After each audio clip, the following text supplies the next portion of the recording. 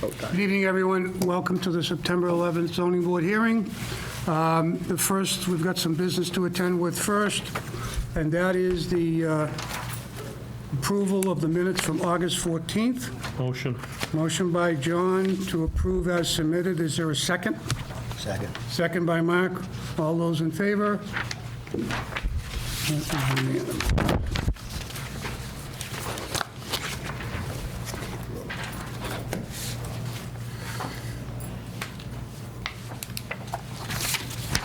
Remembering all these people that have fallen today. God bless them. Okay, that being 6:05, let's look at the application for Jan Auto Center, if someone would come up. And I'll read it into the hearing. This is on the application of Jan Auto Center, 160 Main Street, for a special permit relief pursuant to Section 2.3 of the zoning bylaw in relation to two abutting parcels of land located on the southeasterly intersection of Main Street and Green Street, shown as Assessor Sheet 52, Lot 269 and Lot 268. The special permit relief is sought in order to permit the premises consisting of two adjoining lots to be utilized for the sale/repair and maintenance of construction tools, small construction machinery and equipment, and automobiles and auto parts. So with that, I'm just going through the application.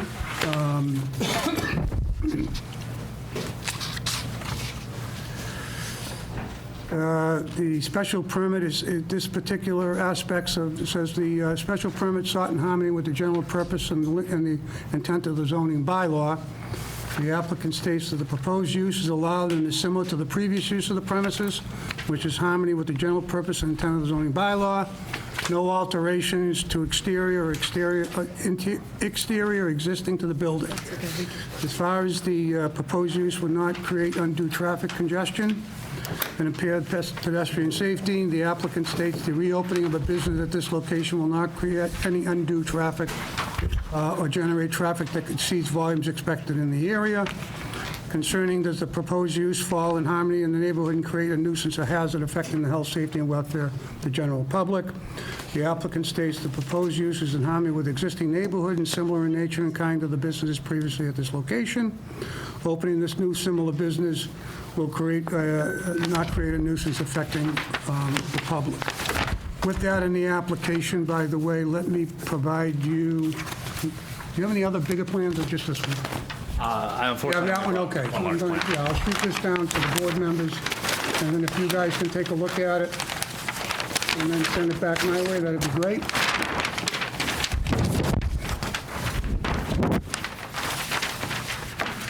And while I do that, this has gone to the planning board.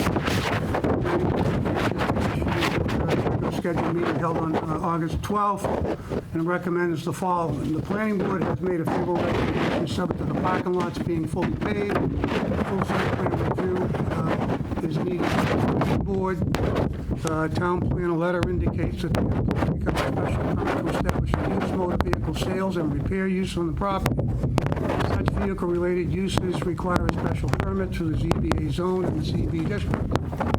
Specifically, the applicant proposes the sale and repair of used cars, the maintenance and repair of small construction machinery and equipment is also being proposed.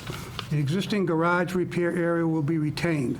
The off-street parking requirements cannot be determined until a specific outdoor display area and number of used cars for sales are proposed. The existing parking areas are to be paved and restriped as noted on the plan. There are no additions proposed to the structure. However, no inferior floor plans have been submitted to this point. Therefore, they made a favorable recommendation to be forwarded to the zoning board, subject to the applicant providing a floor plan specifying the outdoor display area and a number of used cars for sale on the property. An amended site plan will be required from the planning board subsequent to any special permit approval. So with that, just a reminder of anybody that's in the hearing that any questions that you have for the board or for an applicant, please bring them through the chair, and we will try and obtain any answers for you that we can. Historically, what we do is the board members will ask the applicant questions, and then we will open it up to the public. So with that, Please turn it over to the attorney on record. Please state your name for the record. Thank you. Good evening, Mr. Chairman, members of the board. My name is Suzette Ferreira. I am an attorney here in Milford, and I'm here tonight with the applicant, Josie Marr-Nielsen, and also with John Federico, who is an engineer with Garrier and Howland. Hi, John. Mr. Nielsen has filed an application for a special permit to of construction tools, small machinery and equipment, as well as automobiles and automobile parts at the property located at 336 Main Street in Milford, which is owned by the Mann family. And as if many of you may recall, it used to be the prior location of CarQuest Auto Parts. Mr. Nielsen is a long-standing business owner in Milford. He currently operates his Jan Tools business on Main Street, but his business has outgrown space, and this new larger site at 336 Main Street provides the space and layout necessary for him to continue serving his customers and expand his services. With his proposal, he intends to minimize impacts by ensuring that all maintenance and repair is done indoors. He proposes his business hours would be Mondays through Saturdays from 8 to 6 and closed on Sundays. And we expect that the traffic would be similar to how it is now. With this new proposal, and this property being located in the CB district, the applicant is proposing some site improvements, which Mr. Federico will review with the board with the plan. Okay, the floor is yours. All right, thank you. So just for the record, John Federico with Garrier and Hellnon. So this existing site, it has a gravel parking area. No striping or anything is denoted in that back portion. And then in the front, there is existing striping within the pavement area. Some of that striping and where the cars park actually go out into the right-of-way. So we are proposing to restripe that front area for 7 total spaces, including a handicap spot. That would be compliant, keeping all parking and drive aisles outside of the right-of-ways. And then we are proposing to denote 18 spaces in the back area to facilitate the remaining parking requirements, as well as the display car spaces. The plan, that large plan that everybody was taking a look at tonight, that one there we did make a revision to today based on some of Larry's comments. We did relocate the dumpster from this location to the end of the drive aisle here, and was able to add in 2 more stalls to meet the minimum of the 4 display car spaces. So as of right now, everything's shown on this plan, and we will provide a stamped copy to the board tomorrow, is going to be compliant for any of the parking regulations. So as far as the, and I'm asking the question for a reason, as far as the retail sales original location, is that staying? CarQuest is? Or Yes. whatever the name of that place is. Yeah, so this building here, we're not doing any sort of modifications to the building itself. The retail portion will be located in this portion of the building, and then anything for repairs will be located in this larger portion in the back. We do have those areas with square footages denoted on the plan there. I do apologize, my 11 by 17s are a little hard to see there for that. The other question I have is, when you're talking about construction equipment, are you talking about excavators and backhoes for repairs? No. Talking about generators, compressors. Okay, construction equipment, not vehicles. Correct, not vehicles. That was going to be my question. Thank you. You say compressors, what size? I mean, they're the big boys that got to be towed all over the place? No, just small. Small? Back of the- Yeah. Just mostly regular portable compressors and things like that, framers and reefers and repairs. Is there any fencing on this plan? Yes, so we do have fencing that's going to be proposed around the property with a gate located here and a gate located here. Our intention for that fencing, unless the board or anybody had any comments for it, would be just using wood for it. There is an existing abutting structure that does encroach onto the property, as well as their shed and their original fencing. That is proposed to be relocated onto their property. Unfortunately, with the structure, there's no changes that can be done for that, and the property owner has been in talks with the abutters on getting corrected for that. So the shed that belongs to the other people is being moved? Correct, Apparently that was there put on that by accident? from my understanding, Is yes. that shed movable? From my understanding, it is movable. Okay, so now that shed's going to have to conform to the rear and side setbacks for that side. It would be for this property here, but we're not involved with that portion. So who's responsible for moving the shed? It would be the abutters, from my understanding. Okay, well, I'm sure we have to put a time frame on that. What is happening in the area that's not striped? Is that just still dirt? That is a Is that grass the- area currently, and it's intended to remain grass at the moment. That's on Green Street, right? Yes. So you're not storing anything on that? You're not parking cars on that? No. Because anything, we don't want to see any vehicles on that grass. At least as of right now, there's no intentions for it.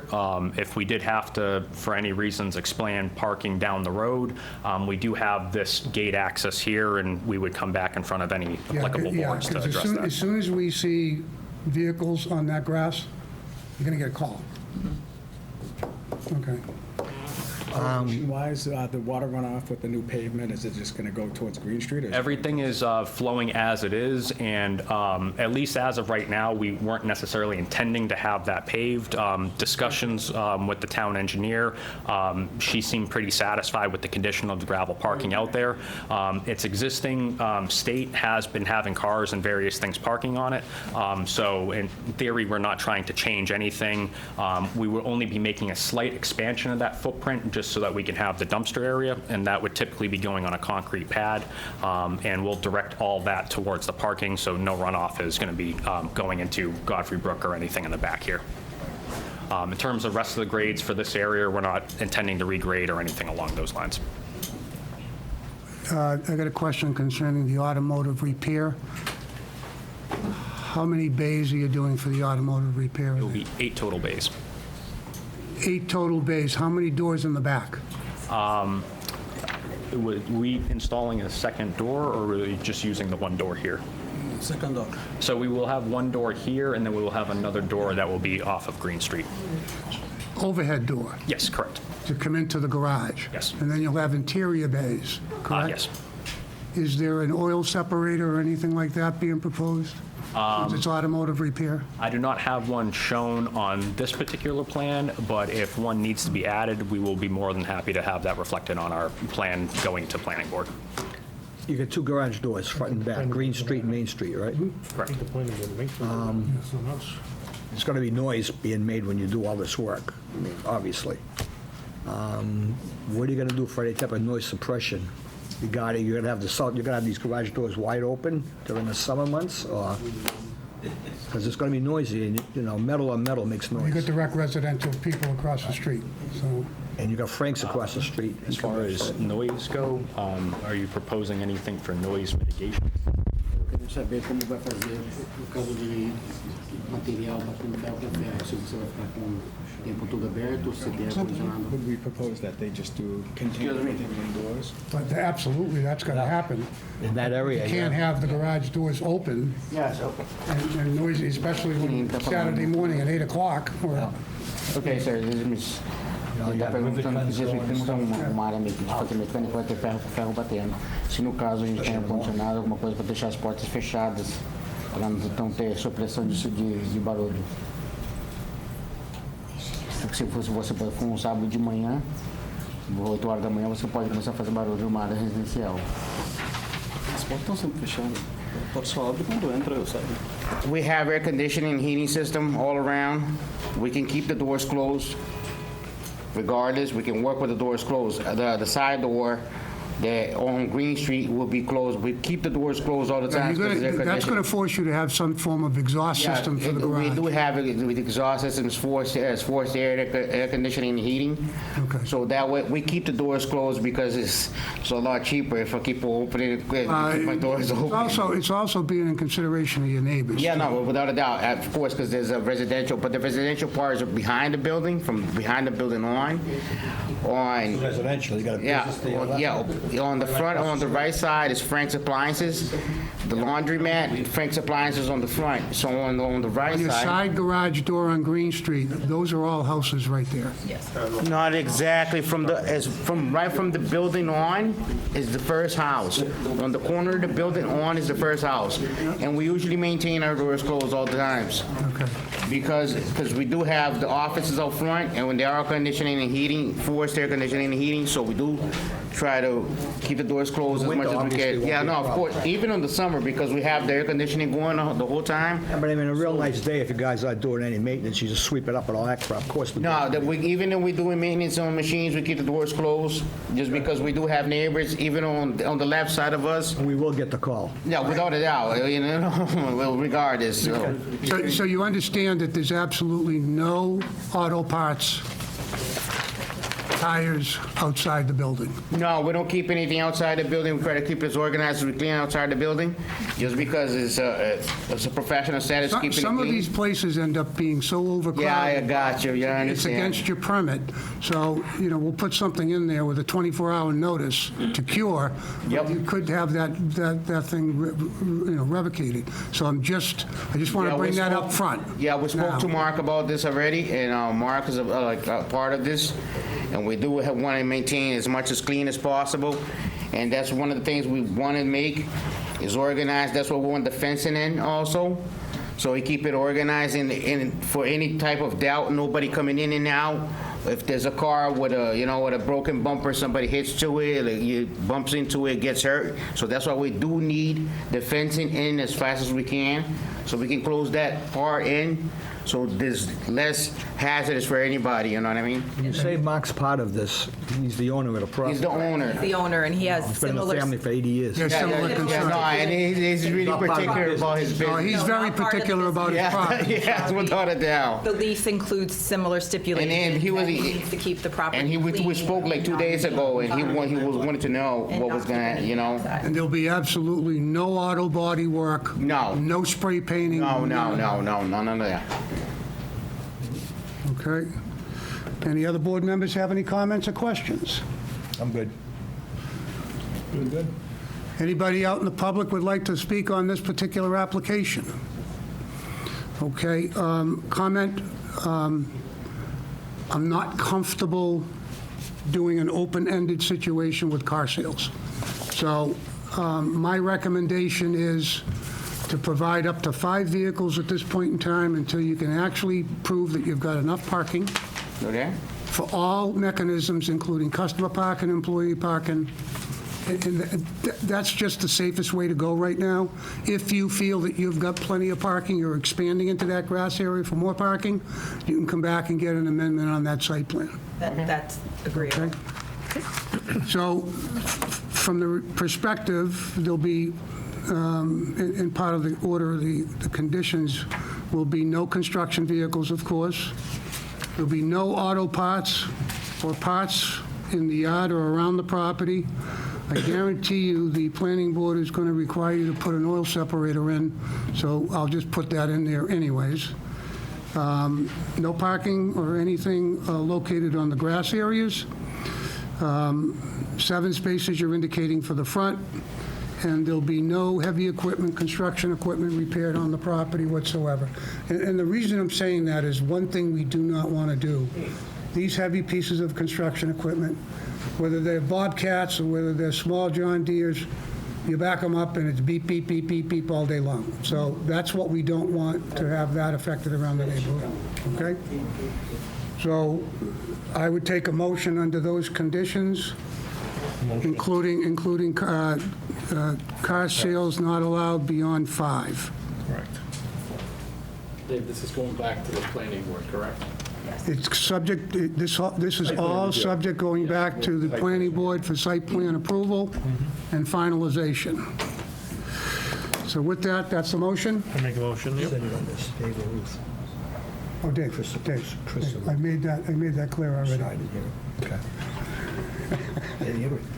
I know you didn't hear it. You need a hearing aid.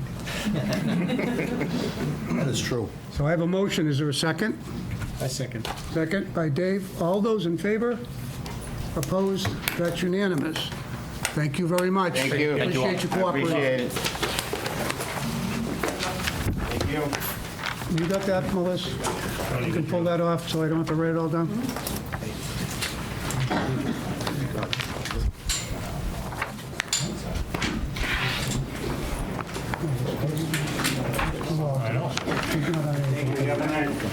Have a good one, thank you.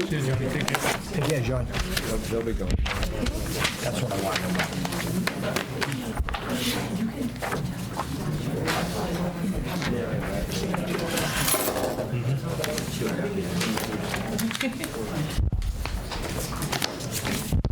When you get that decision drafted, can you just send it over to me so I can do it? Thank you. Okay.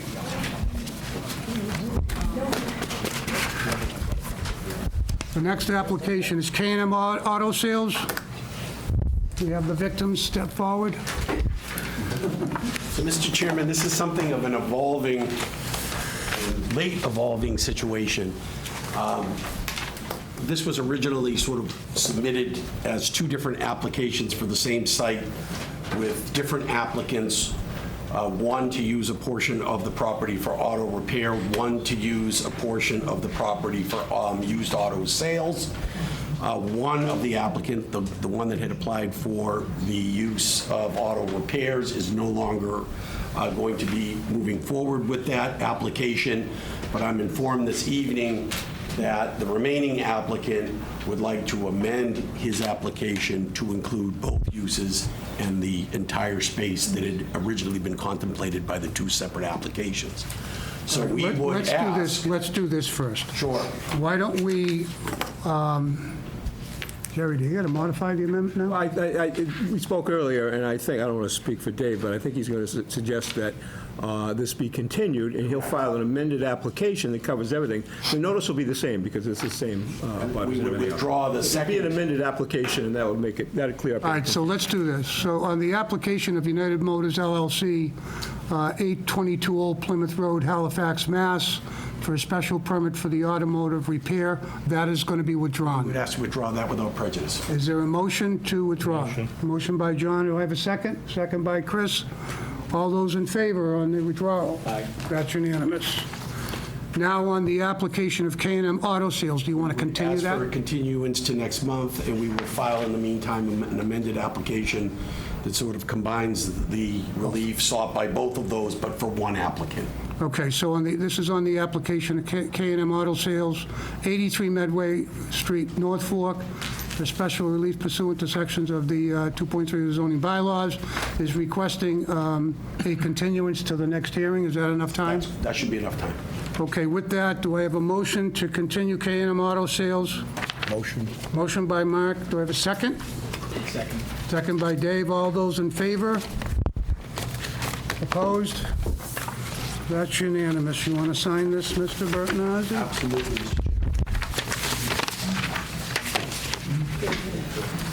October 9th. October 9th. Thursday, right?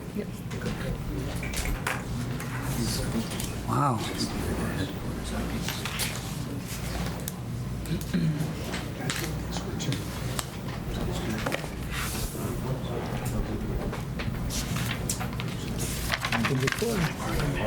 Applicant?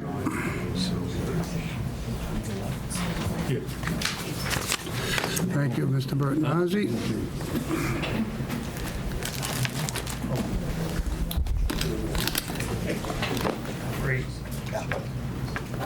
Okay. That was quick work. Is that lucky too? So now you can modify one plan. Correct. Because you had a lot of comments that were misdirected in there that we need to clarify. Correct. Okay. Great. Okay, thank you. Thank you.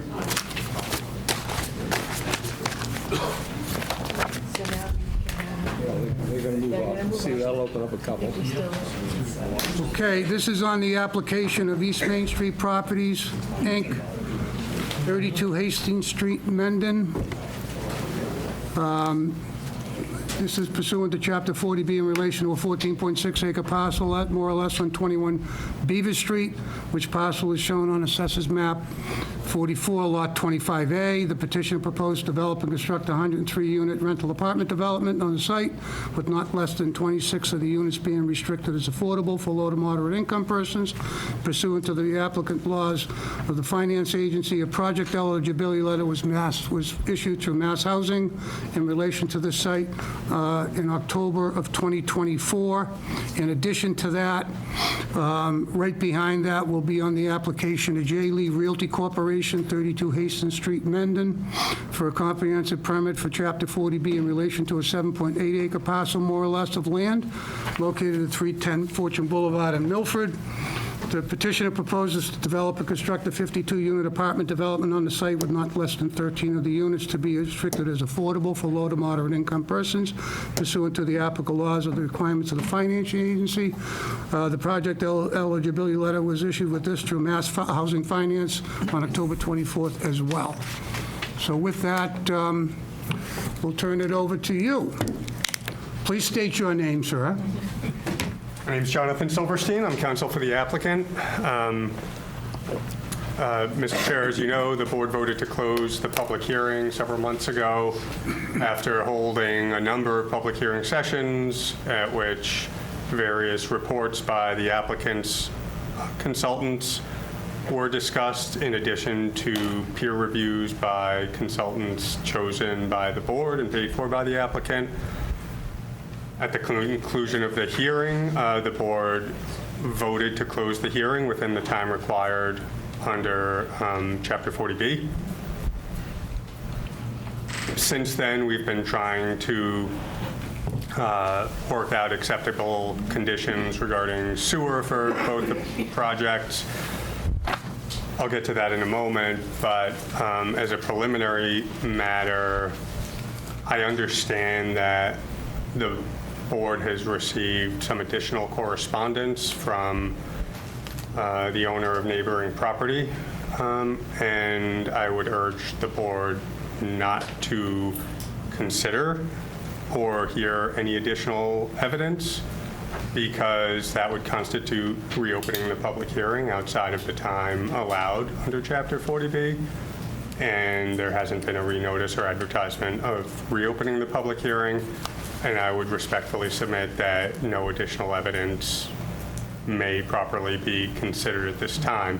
I also want to just note that all of the issues raised, and I don't want to get into the merits of it, but none of it relates to issues that weren't thoroughly discussed and addressed by the applicant's consultants and the board's peer reviewers.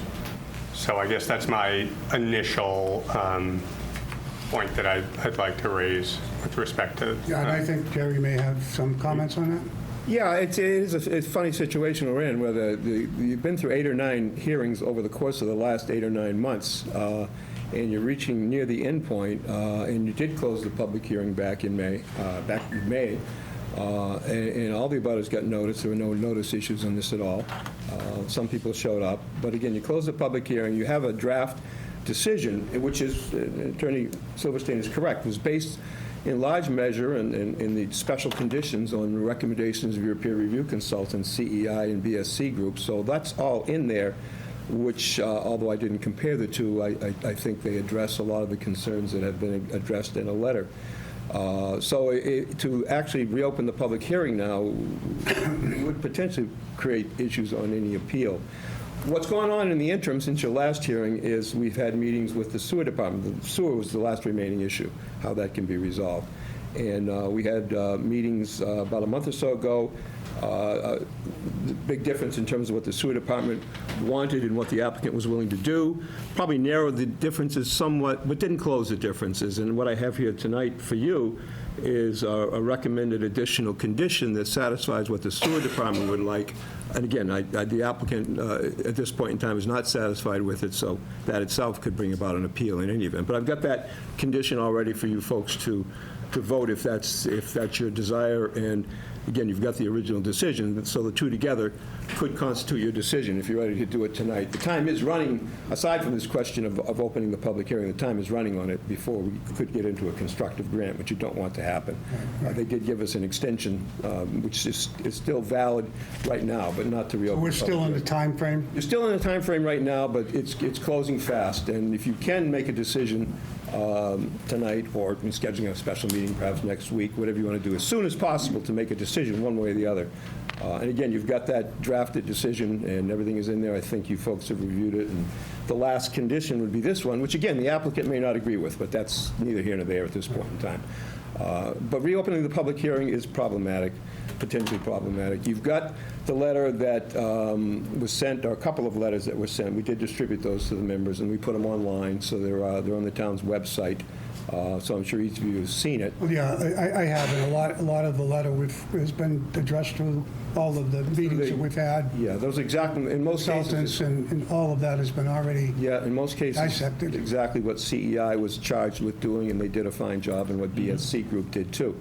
So that's the best I can say to you, really. I mean, if you allow people to speak on it, again, potentially, I can't tell you what the results would be. Potentially, there's another issue on appeal at that point in time. So I'm not saying not to do it. I know it's difficult to tell citizens that, they can't be heard, but it is a little bit late, to put it mildly. Long past the original notice, 8 months into the process, so it's a little problematic. Yeah, and just for people's general information, all of these 40Bs have regulated due to the last ones that the town had well over 25 years ago. So what happens in these apartment complexes when the state approves this?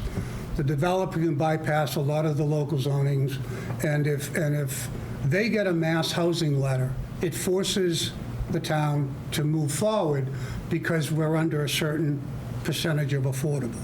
So what happened back 4 or 5 years ago, just so that you're aware, when all of these apartment units that the town of Milford had, we were at 10%. That was the site down on Depot Street, the apartment complex on Depot Street, way up off of Congress Street. So after 25 years, the state allows those to go back, not be affordable anymore, and then they become market. And that's when you see these things start to get rehabbed to current day standards for market rent. What that did when all of those went offline, and you'll notice it in every single community you drive through, you see these new buildings. They all had the same situation. We went from 10% affordable units down to 6, or 5.8. 5.8 it was. 5.8. That's why all of these came in. And these are all allowed as a matter of right. If this board denied them, they would appeal it. We lose our negotiation, and they can build exactly what they submitted. So that's why we caution everybody. We try to negotiate the best deal we can under the terms of our constructions and our tight aspects of what we can deal with. And in doing that, that's why you're seeing what's going on now. The Restaurant Depot, Stone Ridge 1 was built. Stone Ridge 2 was built. Stone Ridge 3 was permitted. So when this all happened, these few, the last few we have coming in, we were at 9.6%. That's where we were. And then 3 more came in. Mass Housing has allowed this under the guidelines because we were not at 10%. So the building permit has to be pulled in order for it to count. So at 9.6%, we did not have Stone Ridge 2 pull a building permit at that point in time. And then the other 3 came in. So they have the right to do what they're trying to do. We try to correct the impact that it can possibly, to the best of our ability, under our control. So that's why where we are. These two projects of Beaver Street and Fortune Boulevard, I think this is our 8th hearing, or 7th hearing? 8th or 9th, yeah. Yeah, we've been going along on these public hearings, and those abutters have been notified early on, last November, I think. it November. began, yeah.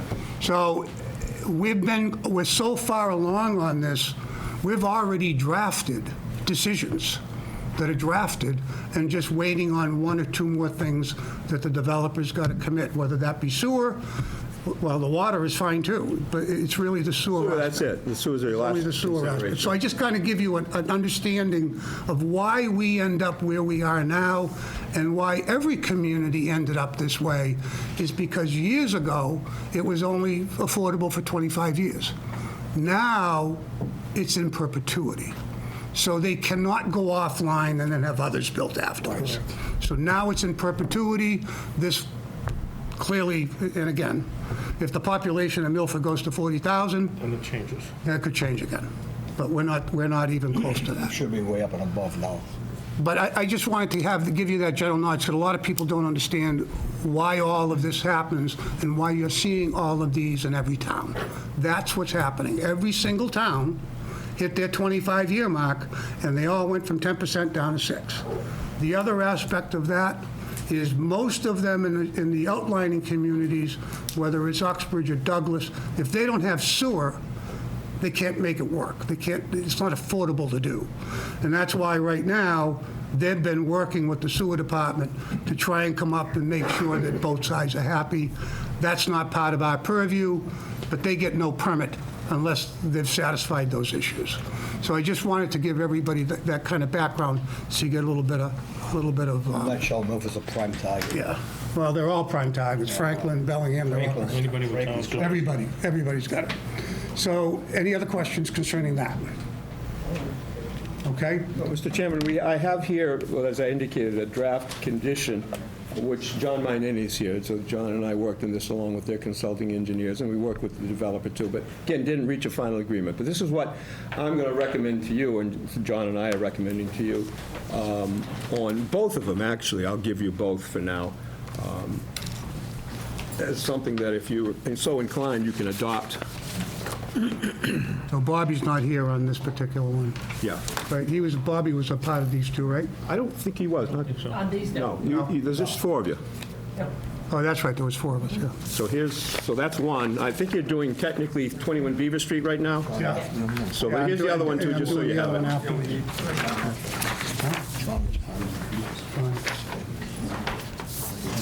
Oh, that's right. Was it? Yeah.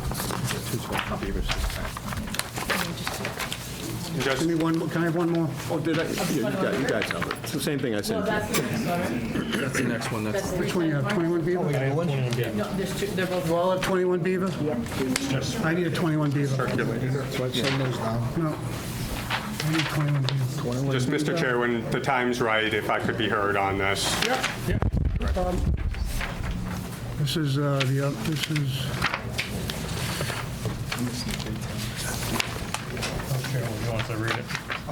Okay, do you want to go ahead? Sure, Do thank you want me to you. read this in? Why don't you read it in, and then I'll speak to it. This is number 18, by the way, on the drafted decision. Number 18, no occupancy certificate shall be issued for this project until all permits and approvals required by the Milford Sewer Department and the department's rules and regulations, which would authorize connection to the Milford sewer system, have been obtained by the applicant, and the applicant shall have undertaken and completed at its expense the construction related to the impacts to the 495 pump station as outlined in the September 6th letter from GHD, a copy of which is attached here too. Want me to read this letter? You could, sure, it's fairly short. Yeah. This basically is from the Richard Cittadella, Chairman of the Board and Sewer Commissions, along with Mr. Mainini, Based on a number of discussions over the past several months between the town and the developer for the above-referenced project, the following will need to be addressed to accommodate new wastewater flow from the above-referenced development. Beaver Street impacts to the 495 pump station, replacement of 1,000 feet of 8-inch force main, and this work does not allow the pumps to achieve 400 GPMs. Then an upgrade pumps to achieve 400 GPM of pumping capacity. Through our many meetings with the developer, the town has brought up a number of upgrades that would need to be completed at this pump station. However, if the work outlined above is completed, the town could determine not to require the lining of the incoming 8-inch gravity pipe, and if the replacement of the force main is adequate, then the town could determine not to require the placement of the pumps and any work related to the pump replacement. The town would work with the additional improvements into the future capital improvements of the program as the budget allows, and therefore that was the letter that went along with it. Go ahead, you have the floor. Thank you, Mr. Chair. So as Mr. Moody indicated, we've really been trying in good faith, and I certainly feel the same on the part of Mr. Moody and the sewer department. I think everyone's been trying in good faith, but we're nowhere near an agreement. The proposed condition requires, at a minimum, work that's upwards of $1 million between the two projects for a combined total of 150, 160 units. That's absolutely cost prohibitive. It's also, quite frankly, requiring us to replace 1,000 feet of sewer line that serves a lot more than our property is not proportional to our impact on the system. And I want to just quickly read to you from the state regulations, the Chapter 40B regulations. And this is 760 CMR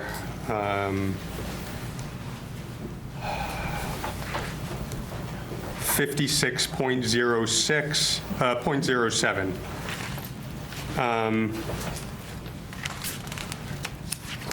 And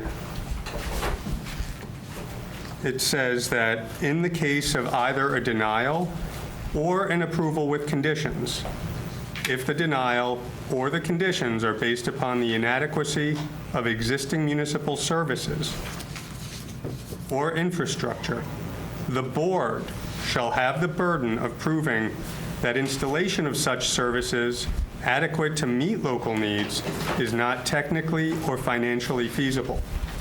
Financial feasibility may only be considered where there's evidence of unusual topographical, environmental, or other physical circumstances which make the installation of the needed service prohibitively costly.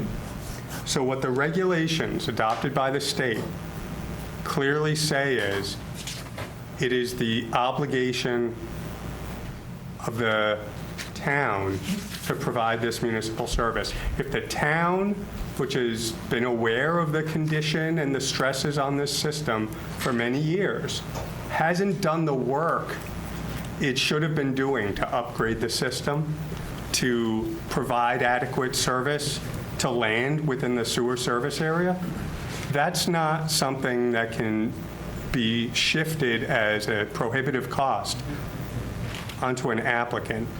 There's no doubt that forcing these costs onto these projects would render them uneconomic, and that's the standard that the Housing Appeals Committee would look at if we were forced to appeal. Now, even though the regulations make it clear that the burden's not on us to fix an existing problem, we've really tried, and I would urge the board to accept as a compromise, to avoid us having to go to the Housing Appeals Committee, one of the alternative proposed conditions that I'd sent to Mr. Moody. And I'll just read them to you one by one. And I want to make a couple other points about this condition. It's upwards of $1 million up front. And then it says, but if that doesn't work, we might make you do more work. We don't know, but we might. So it could be a lot more money. We have no idea.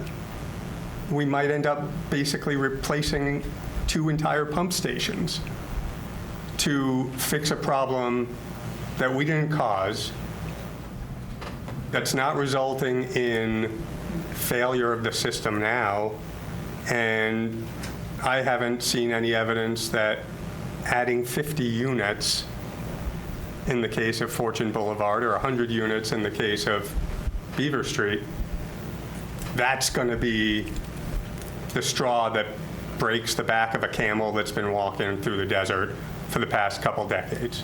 It's not a problem of our making. All of that being said,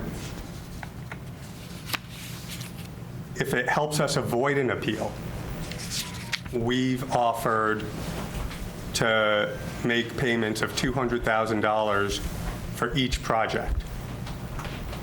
And that's, again, not an insignificant amount of contribution to go towards fixing a pre-existing problem.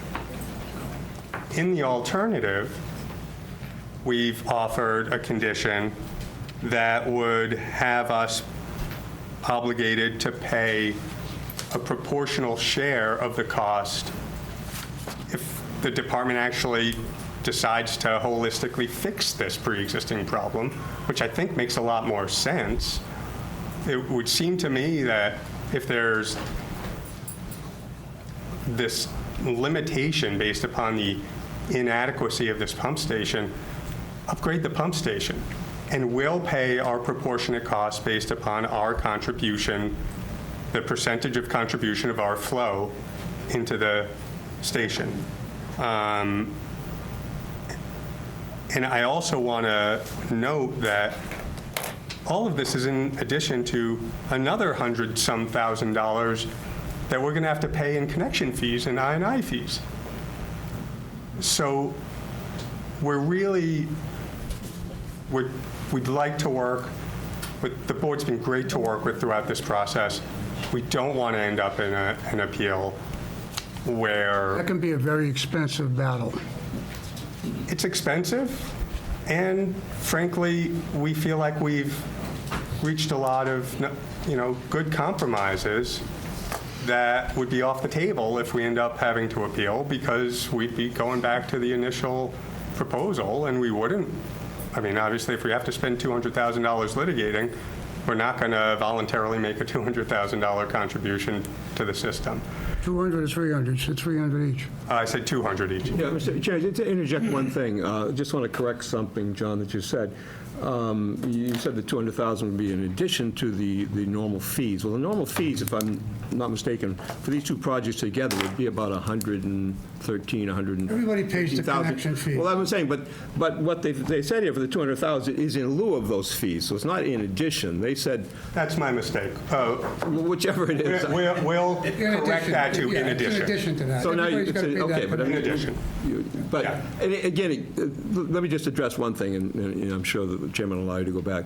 The sewer department has been on top of the sewer system for a number of years. We've had administrative consent orders that they've dealt with and they've worked under for years.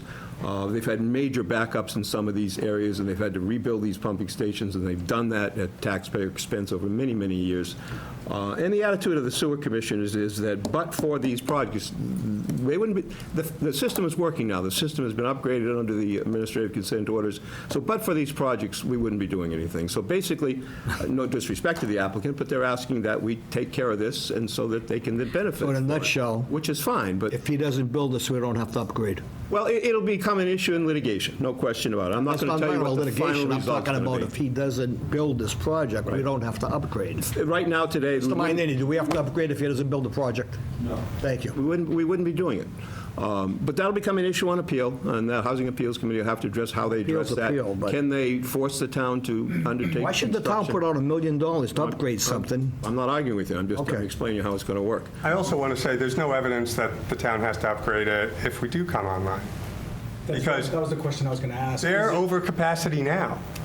So it's like saying, oh, well, we're too high now, so we can't fit you in, There are too many clowns in this car, we couldn't possibly fit another clown in. There's no evidence of that. So let me So we make, don't let me- find let out me until make- after you build it, let me make the suggestion. basically. If we continue trying to this be for, rude. till the next meeting, you think we can bang something out? I don't think so. We've been trying. As I said, I think both sides have been trying in good faith. I think we're at the point where, you know, So is it a fact that it's over capacity right now, and that this is just adding to the Well, problem? this you got to ask John, and maybe John, why don't you It's come at up? capacity, it's not over capacity. This will throw it over capacity. We studied it, we looked at it, we gave the information for it. They've even hired a private company to look at it, and they agreed that the stuff that we're... Site's, it's at capacity. That capacity. So that'll become the issue before the Housing Appeals, or one of the issues before the Housing Appeals Committee is, are we at capacity, and what power do they have under these circumstances to force the city or town to undertake something they wouldn't have otherwise undertaken? So I don't see how this board can explain to the people of Milford that we allowed this, that we allowed money coming out of their tax money to pay for a sewer system that does not need to be currently upgraded. That's my take on this. you're not arguing with me, are you? I'm not, no, I'm- You're arguing with me. well, I gotta look at you, you're the counselor. Okay, people, did you hear what I said? I'm looking at you.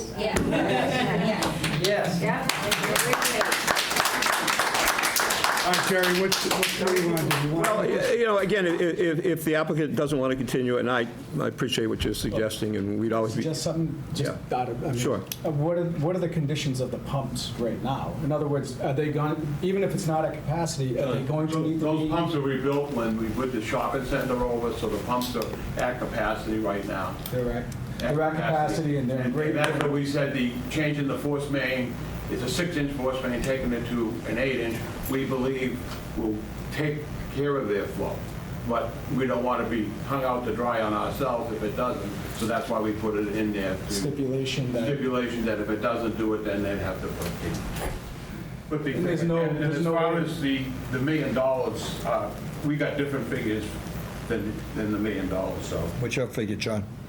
we had like a half, 300 to 500,000. If it's done privately, if the town does it, then it becomes probably $1 million. just keep that aspect in mind, it is important. You know, in every project that's come into the town, 40Bs and all, there's always been these sewer issues that have to be upgraded. Right now, the construction is ongoing on the new wet wells down on Cedar Street to accommodate Stone Ridge 2. Aged out, you got to replace them. And in each case, one of the issues, if you will, or one of the benefits to the town is that if the town's going to undertake this work, and we'll say it's normally $500,000 is what's going to cost a private party to do, it's going to cost the town $750,000 because of all the additional costs from the bidding and then the wage rates that we have to pay. So inevitably, it costs cities and towns more than it does for a private developer. So hopefully, working together. Because of the prevailing rate. The prevailing wages, yes, yeah. So that's just that's a factor in the background. So it's going to cost the town more than it would cost a private applicant. So, and I'm just asking John, and John, I'm not trying to put you on the spot. So, getting at least 200,000 each, will that help? That won't solve, no. Like we said, if we have to do it, then the price will go way up, Because you have to pay prevailing wage. dealing wages. And and as a private entity, They don't they're have not, to. they don't have the capacity to do that. Correct. I'll tell you, Mr. Chair, we got, just for the sewer line alone, we got a quote of $400,000. And that's just on the sewer line. Is that? Now, is that a sleeve? It's 1,000 Is that a lining? Is that lining? No. It's Replacing. it's They want us to replacing from replace it with a From a very new- large contractor in Upton. He said that there's groundwater in the area, he knows the area very well, and he gave us the number of 400,000 just for that. And in that situation, we still don't know. We can't budget, you know, if it's a new pump station, is it 400,000 plus another $1.5 million because we have to rebuild the whole pump station? So now we're $2 million for 100 units. It's completely cost prohibitive. We just can't do that. No, the project can't go forward without sewer, that's for sure. No, but again, Mr. Chair, I mean, I guess I would just urge the board to consider the risk-benefit analysis here. Where we have a regulation that clearly says it's the town's obligation to provide this service and that you can't deny or condition us because of that. Nevertheless, we're putting $400,000 on the table or agreeing to pay our proportional share of any future upgrade that's necessary, which could maybe create capacity for, so that you're not constantly living on the edge forever. Alternatively, if we have to go and spend that money on litigation, then absolutely, there are many cases. We just won a case for Oxford, where, against Oxford, where a project was denied because of sewer issues, and that was overturned, and they were ordered, yes, you have to allow the connection. If that puts the town in non-compliance, DEP is going to order the town to upgrade. So it's not us ordering the town, it's DEP. And this is a cost that the board would be imposing on the town without any contribution from the applicant, if that's the way we're forced to go, and we don't want to. And I hope you'll agree, we've really tried to make this a collaborative process from day one. We've taken all the board's suggestions to heart. We've made a bunch of changes. We've made a bunch of concessions. But it literally is cost prohibitive. This project cannot be built without sewer. It also can't be built if we have to spend $400 grand replacing a sewer line, only then to be told, oh, that didn't do what we want, so now you have to spend a boatload more money. Who knows? We're just going to keep telling you what you have to do until we see the result we want. That's the proposed condition in front of you, and it's just, there's no way the Housing Appeals Committee would uphold it. So, Jerry, I think, and this is my personal opinion, and I don't, whatever the board members feel, that's up to them. I want to get my arms around this, and I would prefer to work with the developer, the sewer department, and you. Sure.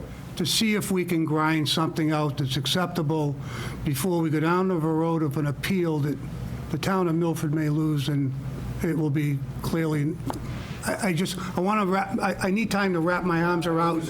I'd like to have a copy of that as well, if you would cooperate to give us until the next meeting, so that we can see if we can kind of wrap our arms around it. Sure. And if you could get me a copy of that, I'd like to. When's the time limit? Regulations. Well, John, you gave us an extension for 45 days from whenever that last email, John? You had given us an extension of 45 days from a certain earlier point. We're not there yet. We'll figure out whatever the date. So whatever it is, you're agreeing to continue. Let's look at a date. The next meeting's And then October we'll figure 9th. October 9th is the next meeting, so. So why don't we? We could do it sooner, too, if we. Yeah, that would If it happens sooner, but we will be meeting sooner, but your next formal meeting is October That was the 9th. 9th, yeah. 30th. It may take that long to, if we accomplish anything, it may take that long. And by the way, just to put background, I would not be recommending to you that you deny it based on sewer. You'd lose that. I understand. The question is the condition you put. What I condition? understand, I understand. Not denial. You'd lose a denial on appeal, yes. But not necessarily. Have a trial starting in Springfield on the 29th. We can push it to a, Not ideal, but I could do it. It's up to you. Do you want to do like Are you okay to wait? Yeah. October 1st. My trial's going to go through that next week. Jerry, during an appeal, Are you okay with judge turn the around and stone next regular meeting, or do you want We to? have Bellingham. Oh, right. They could uphold our condition. If you put a condition on it, you could uphold it. It's not cut and dry. Could happen. We could do 6 or 7.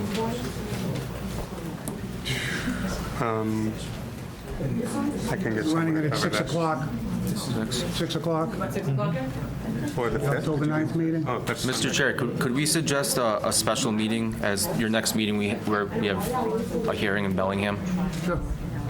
Could we suggest, how about, would October 2nd Yeah. work for you? Yeah. Would October 2nd work for the board? October 2nd, yeah. October 2nd, yes, That's a Tuesday. Tuesday, No, hold on, Thursday? Thursday. Thursday. Okay. We should be okay. My question though is, what's the other, on the other project? Same thing. Same thing. It's basically the same issue. We've been They effectively want us talking Different about pump both of station, them. same They condition. want us to dig a new Almost new wet well. wet well, Okay. the same size as the existing one. So basically I double presume the we'd be capacity. continuing both of them and talking about both of them. That's correct. Yeah.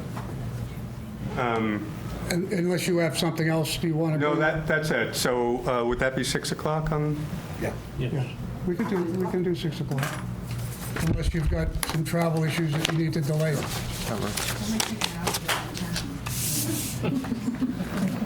Every town takes an hour to get in town. That's not true. That's not true. Our town. Oh, I made that mistake, sorry. You did. I get it. you did. I travel it, I understand. Water too. It's true. We can't water, we can't do anything. We're on a different hearing right now, so please be patient. Thank you. I appreciate you're trying to work with us. So could I make a suggestion? I don't want to overstep, but would it make sense for the board maybe to designate a member to participate in these? I am. You're going to be? He's already Perfect. designated Okay. himself. Perfect. Excellent. I nominated myself. I love it. All right, thank you. We seconded it. Appreciate your time. Now, when are we meeting with the private part of it? Well, we're going to meet, that's going to have to be arranged. We're not. Yeah, we'll arrange that, John. Yeah, John. We're going to have that before. We're going to meet. Yeah, oh, absolutely. Second, yes. Yeah, absolutely. Sooner the better, obviously. You're Okay. on, John? Good. Yeah, I can make sure the engineers get all. Right, right. All right. What do you, you need a week notice? John, a week notice, all right? A week notice? 4 or 5 days? What do you need? Well, I got to make sure the engineers. Yeah, okay, that's fine. All right, okay. All right, so I have a motion. You got a motion to continue this to October 2nd, 6 PM? Whatever extension we need, we'll just figure out. Yeah, well, yeah, okay, that's fine. So it's, I have a motion, I have a second. Seconded by Dave, so this is continued till October 9th. Dave, both of them, right? 6 PM, both of Second, them. the second. What did I say? Said the 9th. Oh, I'm sorry. Yeah, this is the second, both of them, yes. October 2nd. You getting old? All right, gentlemen, thank you so Thank you much. very I much. Appreciate it. Thank you. I'm working for years on these things. I'm getting tired. Today? Second? Well, you're not going. Only one hearing. Thank you. Thanks, gentlemen. All right, see you later. John, you were on this panel, right? 1, 2, and who was the other one? Dave was on this. And Mark was on this. 4 of us. Right, 4 of us.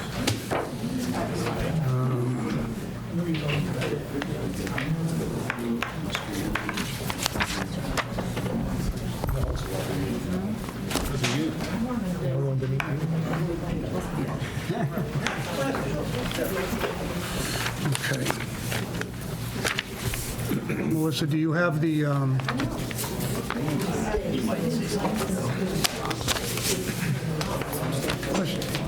Please go in the big front. Both of them. Have a seat, yeah, you guys are up next, right? Does anybody need to take a quick break before we start the next hearing? Because I've got to use the bathroom. You do, John. Give us a 2-minute break, real quick.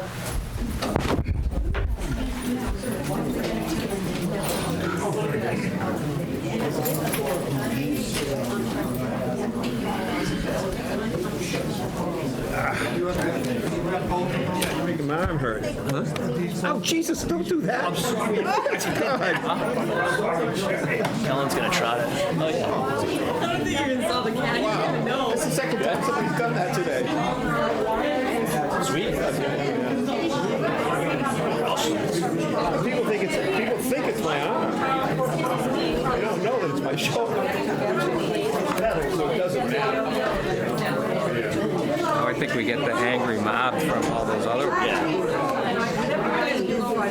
So want me to hand these out? The board usually likes them. I wouldn't hand them out to the crowd.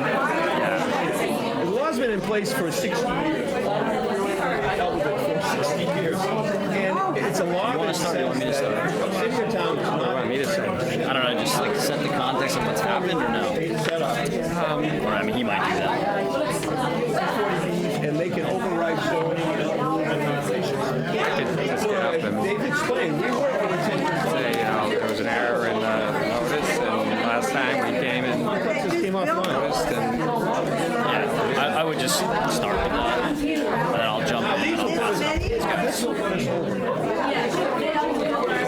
It's crazy, you don't have water. No, you're talking about something else, whether we have a drought or not. But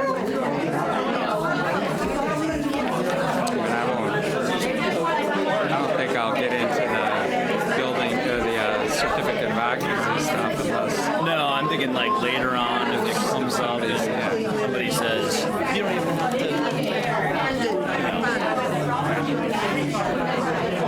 I wonder if they'll say that at the beginning. If he says something, you can say, well, can we address that? I can get up and say, you're absolutely right. And all those building permits, situations that showed are giving you 18 months. And if they don't pull a certificate up, then they'll back off. You know, I mean, I don't know what. It's not a payoff, it's just the these projects, you know, they'll get a year for these guys, so that's another 150 or something units, right? This is so because it may not get them under even if it were to happen. Statewide. But no one else is gonna have some. Oh, absolutely. Have Yes. some, but not this. No, it's stage 4. Everybody's at stage 4. I can say I haven't done the math, but it is a risk. The drought is statewide. It's weird to sit and talk without a table in front of you. Well, no, it's not that. Usually I'm at like a table. You got to sit at a table. Yeah. You're on the next one. Or I'm standing at a podium. One or the other. Yeah, I was just thinking like Waltham, you stand at a podium. Right. You don't just nobody here, nobody stands. They sit here and talk. You know, we're not even allowed to consider that. I mean, we can't. That's fine. I'm just saying, I'm going to I would talk to the legislature, the governor. A lot of places. I think, I mean, to the extent you can diffuse anything that people have said right out of the blocks. I mean, we're going to go through the comments that we had heard and what we changed in response.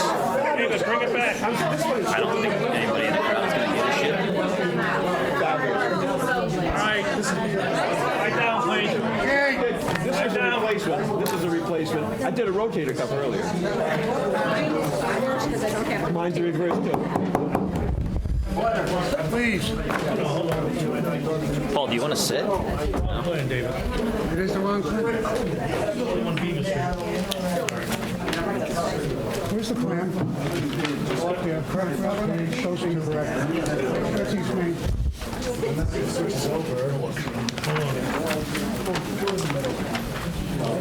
This is Beaver Street. 190 East Main.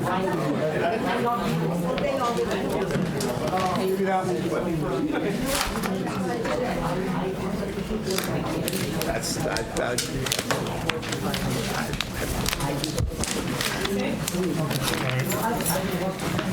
Right down, please. Okay. Got there. Okay, this is on the application, page 2, sorry. It's on the application of the Limited Division LLC of WP's Acquisitions LLC, Hartwell Place, 3rd floor, Suite 300, Lexington, for a comprehensive permit pursuant to General Laws, Chapter 40B, in relation to a 7.8 acre parcel, more or less, of land locating on the northerly side of East Main Street, known and numbered as 190 East Main Street in Milford. The petitioner proposes to develop and construct a 200 residential unit, 4-story residential buildings, related structures, which buildings include a mix of one bedroom, 2-bedroom, and 3-bedroom units. The development will contain the requisite number of low to moderate incomes with their project eligibility letter that was issued by Mass Housing Finance Agency in relation to a site on September 5th. With that, again, I'm happy, first of all, that we finally got the abutters notified. It clearly was certainly a mistake, and if you want... Error, that's all. Yeah, Jerry will explain what happened, but there was a notice given. It wasn't the proper notice. The notice went out to 100 feet, which was part of the conservation hearing process, and they just, for some reason, there was a screw-up, and the regulations are that abutters within 300 feet need to be notified by certified mail. I myself actually, when I got the first letter, I actually went and visited that home on Prairie Street. I went there twice, knocked, but nobody was home. So that's when we started to realize that maybe some of these people were not notified.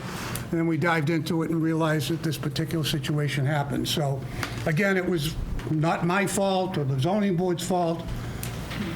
Developer, instead of doing 300 feet, he did 100 feet, which was for the conservation hearing and not actually for the site. Chairman, just to reduce it to a simplest, somebody checked the wrong box on a form. They checked the box for conservation as opposed to for zoning, so the wrong addresses came in, and then the mistake just happened. So that's why we, that way. that's Checked why the we wrong now, box, and I'm glad someone been called. corrected now. And what you should do now is give the applicant an opportunity to make a presentation as if you hadn't heard anything before. Make a presentation as to what it is. Of course, you have all the documents are available. You have them. They're online, and they've been online since the beginning of the process. And as other ones come in, they go up online. But to start the process over again, in theory, this is the first night, have the applicant make a brief presentation as to what the project entails would be the way to approach it right now. Can I just say something to the audience, if I may, David? Sure. Everybody's got to understand that these 40Bs don't come to us and then we make a decision, yes or no. The state of Massachusetts approves them, and they tell us we have to approve them with certain regulations, restrictions within reason. That's not true. Massachusetts and the federal government cannot force you on 40Bs. I got that. Matter of fact, I'm going to quote you some law. Okay. Okay. Jerry, you want to jump in on that? Well, you know, this is an application under General Laws, Chapter 40B. It's been in place for 60-plus years. Okay. And so you have to process that application. You have to hear that. You have no choice to go forward. hear it. Nothing says that you have to grant it, or nothing says that you No, we have agree. to I agree deny on it. that part. You got to make your decision I'm gonna have a based damn good upon the reason why we evidence. You got to deny make your decision based upon the evidence, and I would, if I were in your position, I'd listen to the evidence, Yep. and then after all the evidence is in, make a decision. That's all. It really is that simple. No, you can be forced to grant it. You can be. A lot of things can happen on appeal. If there's ever an appeal. Yeah, they can appeal it and they can get what they want. Right now, your board should just we're not there. simply We haven't been in a listen. position to win one of these yet. Just listen and. Yeah, so what Listen we're to the going to evidence and make a do, decision. I'm going to ask the developer to go through the whole presentation. Once that's complete, the zoning board members will ask additional questions, and then we're going to turn it over if anybody would like to make public comments. Always remember one thing. We're not going to beat a dead horse in the mouth with the same question being repeated and repeated. 2 minutes. We'll give you what we have. We have a ton of reports here. It's also online, but we'll go through it step by step. You're supposed to be involved in this because you're abutters, and you have the right to voice your opinion, and we're going to respect that, whether it's good or bad. But we don't need repetitive of the same question. And as far as water is concerned, just to get that out front, the Milford Water Company is the one that provided documentation that we have the water. Yes, we do have seasonal droughts. We've had them for 20, 30 years. Housing is the same thing. We all have the right to develop our property and live in our homes. Some of you have new homes back there because you had the right to develop them. Some of you may have been there for 50 years. That person had the right to develop the property. These gentlemen come in with this concept. We are going to listen to it, and then at that point, whether the decision is yay or nay, or whether things change, we don't know, but we want to go through the process and provide that as a matter of right that they have to do. So we're going to let them start from scratch because we want you to be informed of what they're trying to do, and then we'll take questions after that, okay? And again, everything that you do, just come through me. We'll make sure that we get the answers. All right, great, thank you. Please introduce yourselves so that everybody knows who you are, whether you're attorney, engineer, project developer, consultant. Yeah, thank you, Mr. Chairman, members of the board. Good evening. Appreciate your time and seeing you again. So this, as you mentioned, this is a little bit of a different scenario. We are going to start from the beginning and present the entire project, but we are going to present it how it was originally presented and show changes that have been made since we've heard comment from the board and from others in the departments in the town. So we're going to start from scratch, but we're going to kind of weave in the revisions that have been made to the project over the last several months. So with that in mind, starting from the beginning, introduce ourselves. I'm Jim Lambert. I'm the managing director for Wood Partners. Wood Partners is the development entity behind WP East Acquisitions, the applicant in this case. I run the office. We are a multifamily development company specializing in Class A ground-up development. We have been developing in Massachusetts since about 2008. We've built over 5,000 units of housing in that period of time in the state, all across the state.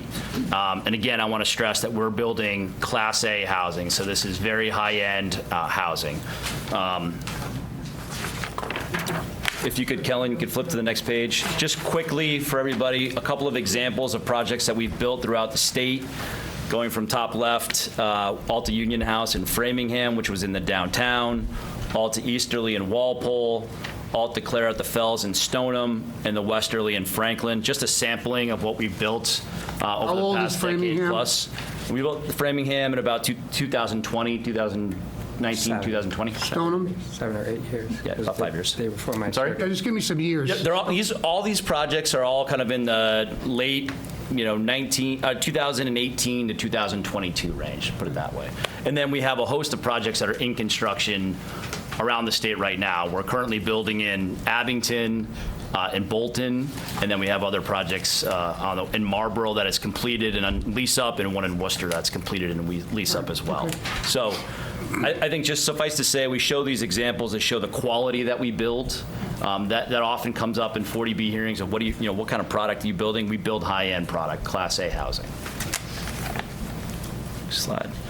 Just to quickly introduce the team that we have here tonight. We have everybody with us so that we can both present and also answer questions all the way through the process. So obviously, we've already introduced ourselves at Wood Partners, but I have with me Kellen Arajo, my development team, who's working the computer, and Mike Tulipani from our pre-development team, who's going to speak to architecture a little bit later on. We have Paul Matos from Allen & Major, our civil engineer. We have Bart Lipinski from Grady Consulting. Bart's in the back, who's the landscape architect. We have Dan Lasivita from Vanessa & Associates, our traffic engineer, who I know you want to talk to, and Jim Ward from Nutter, our legal counsel.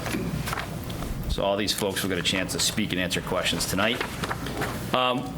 So we showed this slide the first time around. I just want to touch on this one quickly. I know we're not in the downtown, but the town has recently published some reporting that there's a focus on development of the downtown in Milford. We're just about a mile outside of what you might consider the core of the downtown, probably a little closer to the edges, certainly.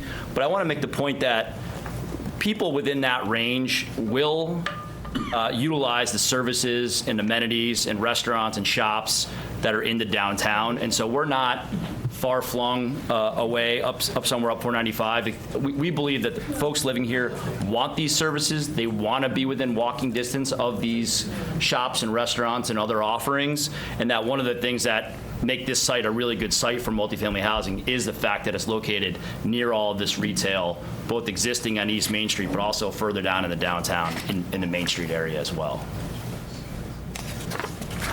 All right, quick project overview. So this first page is going to show where we stand today, and then the next page we're going to show some of the revisions in summary, and then we'll go through the plans in detail.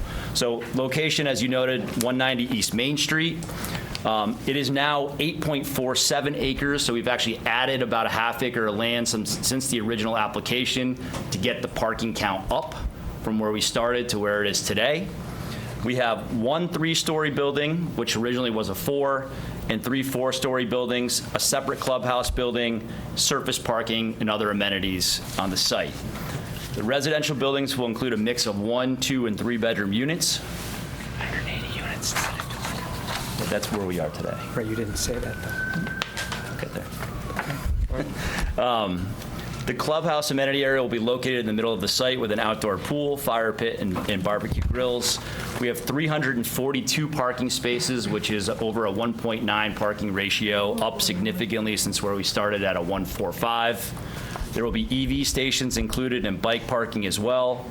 And as you saw in some of the pictures earlier, we've got a state-of-the-art amenity offering, typically housing on-site property management. I think most importantly, resident lounges, business centers, and fitness.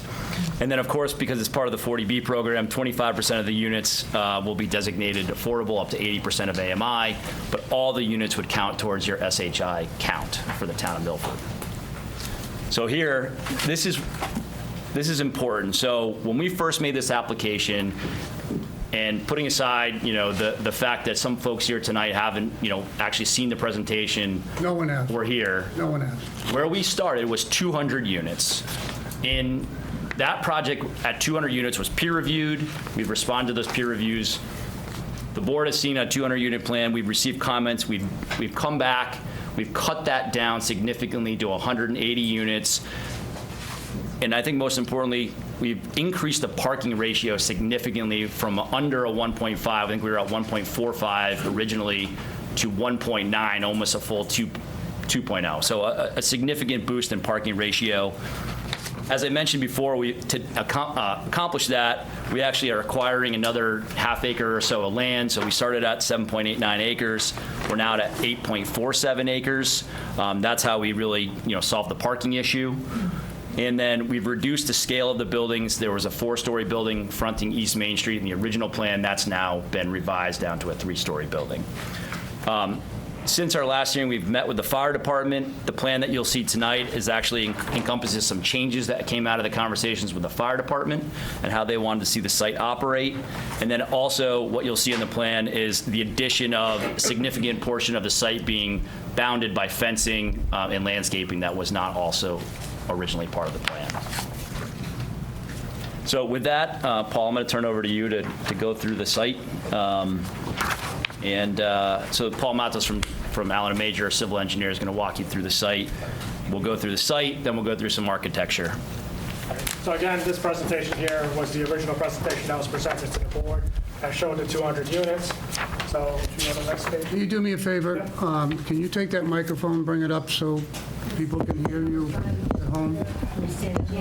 Yeah, maybe on that side may be better so people can see.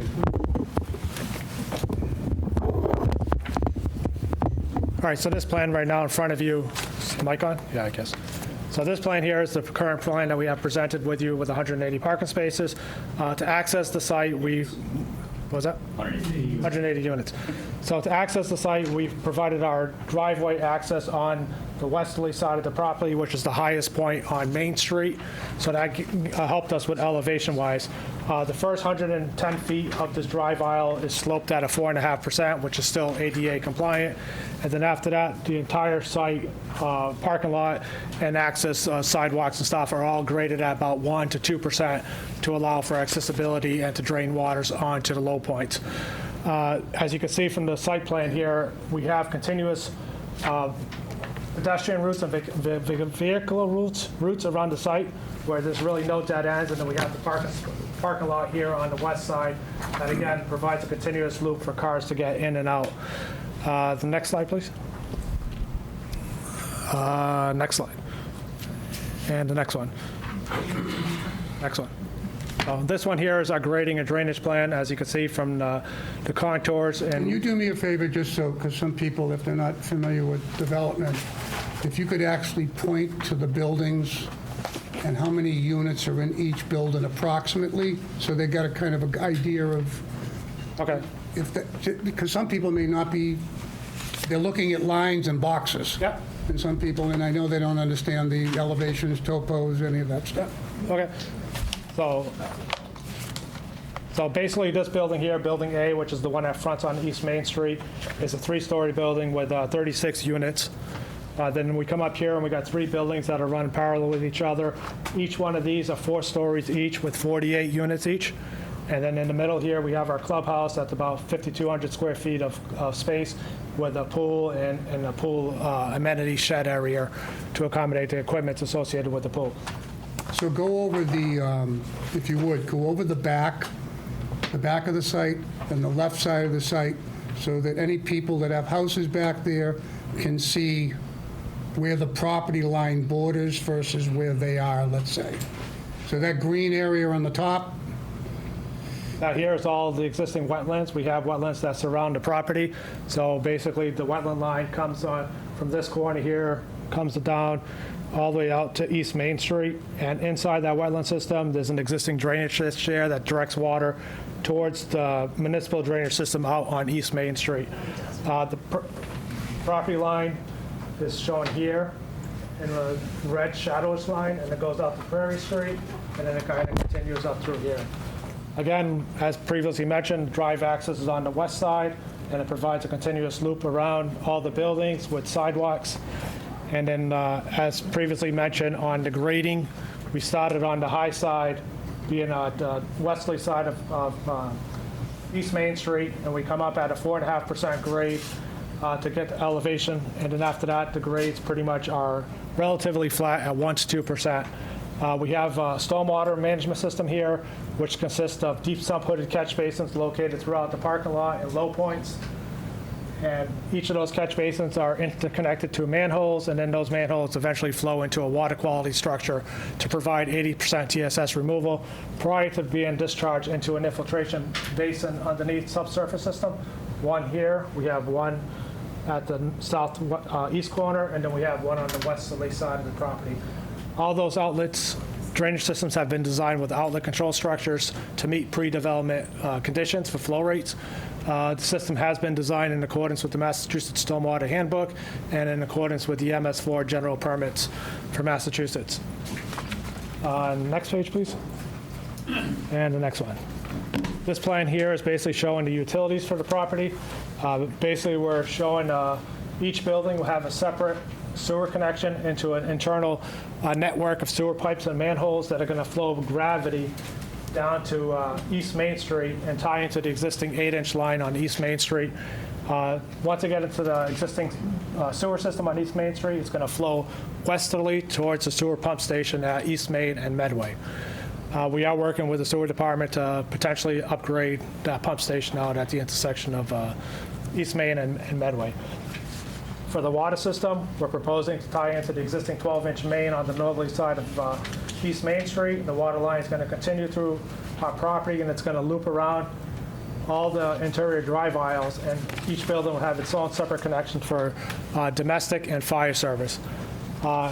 As we discussed this water connections with the water department, they requested that we provide a true loop out to Prairie Street, so we're showing the line connecting out to the existing main out on Prairie Street. All utilities, all underground utilities, all electrical and telecommunication lines will be underground. They will be coordinated with National Grid. We have a bunch of transformers located opposite each building, where they will be provided a secondary conduit runs into the building. That's the basics for grading, drainage, and utilities. If anybody has any questions on that. One entrance, the one that you said? There's only one entrance, correct. Just one entrance. Yep. Can you point out the property that you're acquiring to make it larger, just so that people are aware? Yeah, so the original property line came straight across through here. Oh. Well, here's the original property line, it's here. And then if we go to the next one, we acquired this piece of property here down to Main Street, which is about a half an acre or more. And there's no exit on that street? There's no exit on that street. We do have a fingertip projection that does go out to Prairie Street. It's only about 20 feet wide, but we do not have a legal connection to have vehicles go that way. Okay. Thank you. And there's a fence that blocks that. Right, there would be a fence. So just remind me to do that. My name's Mike Tulipani. I'm with Wood Partners. I'm just going to walk you quickly through the architecture of the buildings and the floor plans. Excuse me, we can't hear up Yeah, here. the people are talking, so please pay attention here. Thank you. So as Paul mentioned, there's two residential building types. There's a 3-story building at the front and the bottom of the site, on the bottom of the plan here, and then there's 3 of the same buildings in the back. The 3-story floor plan is right here. There are some subtle differences between the buildings, which I'm going to show you. So the 3-story building has 3 separate entrances. You can see right in the middle where there's stairs. As you enter each cluster, there's 4 apartments on each floor. So there's 12 units that serve this stair, 12 and 12, that makes up to 36. And then there's units surrounding those on all 3 floors.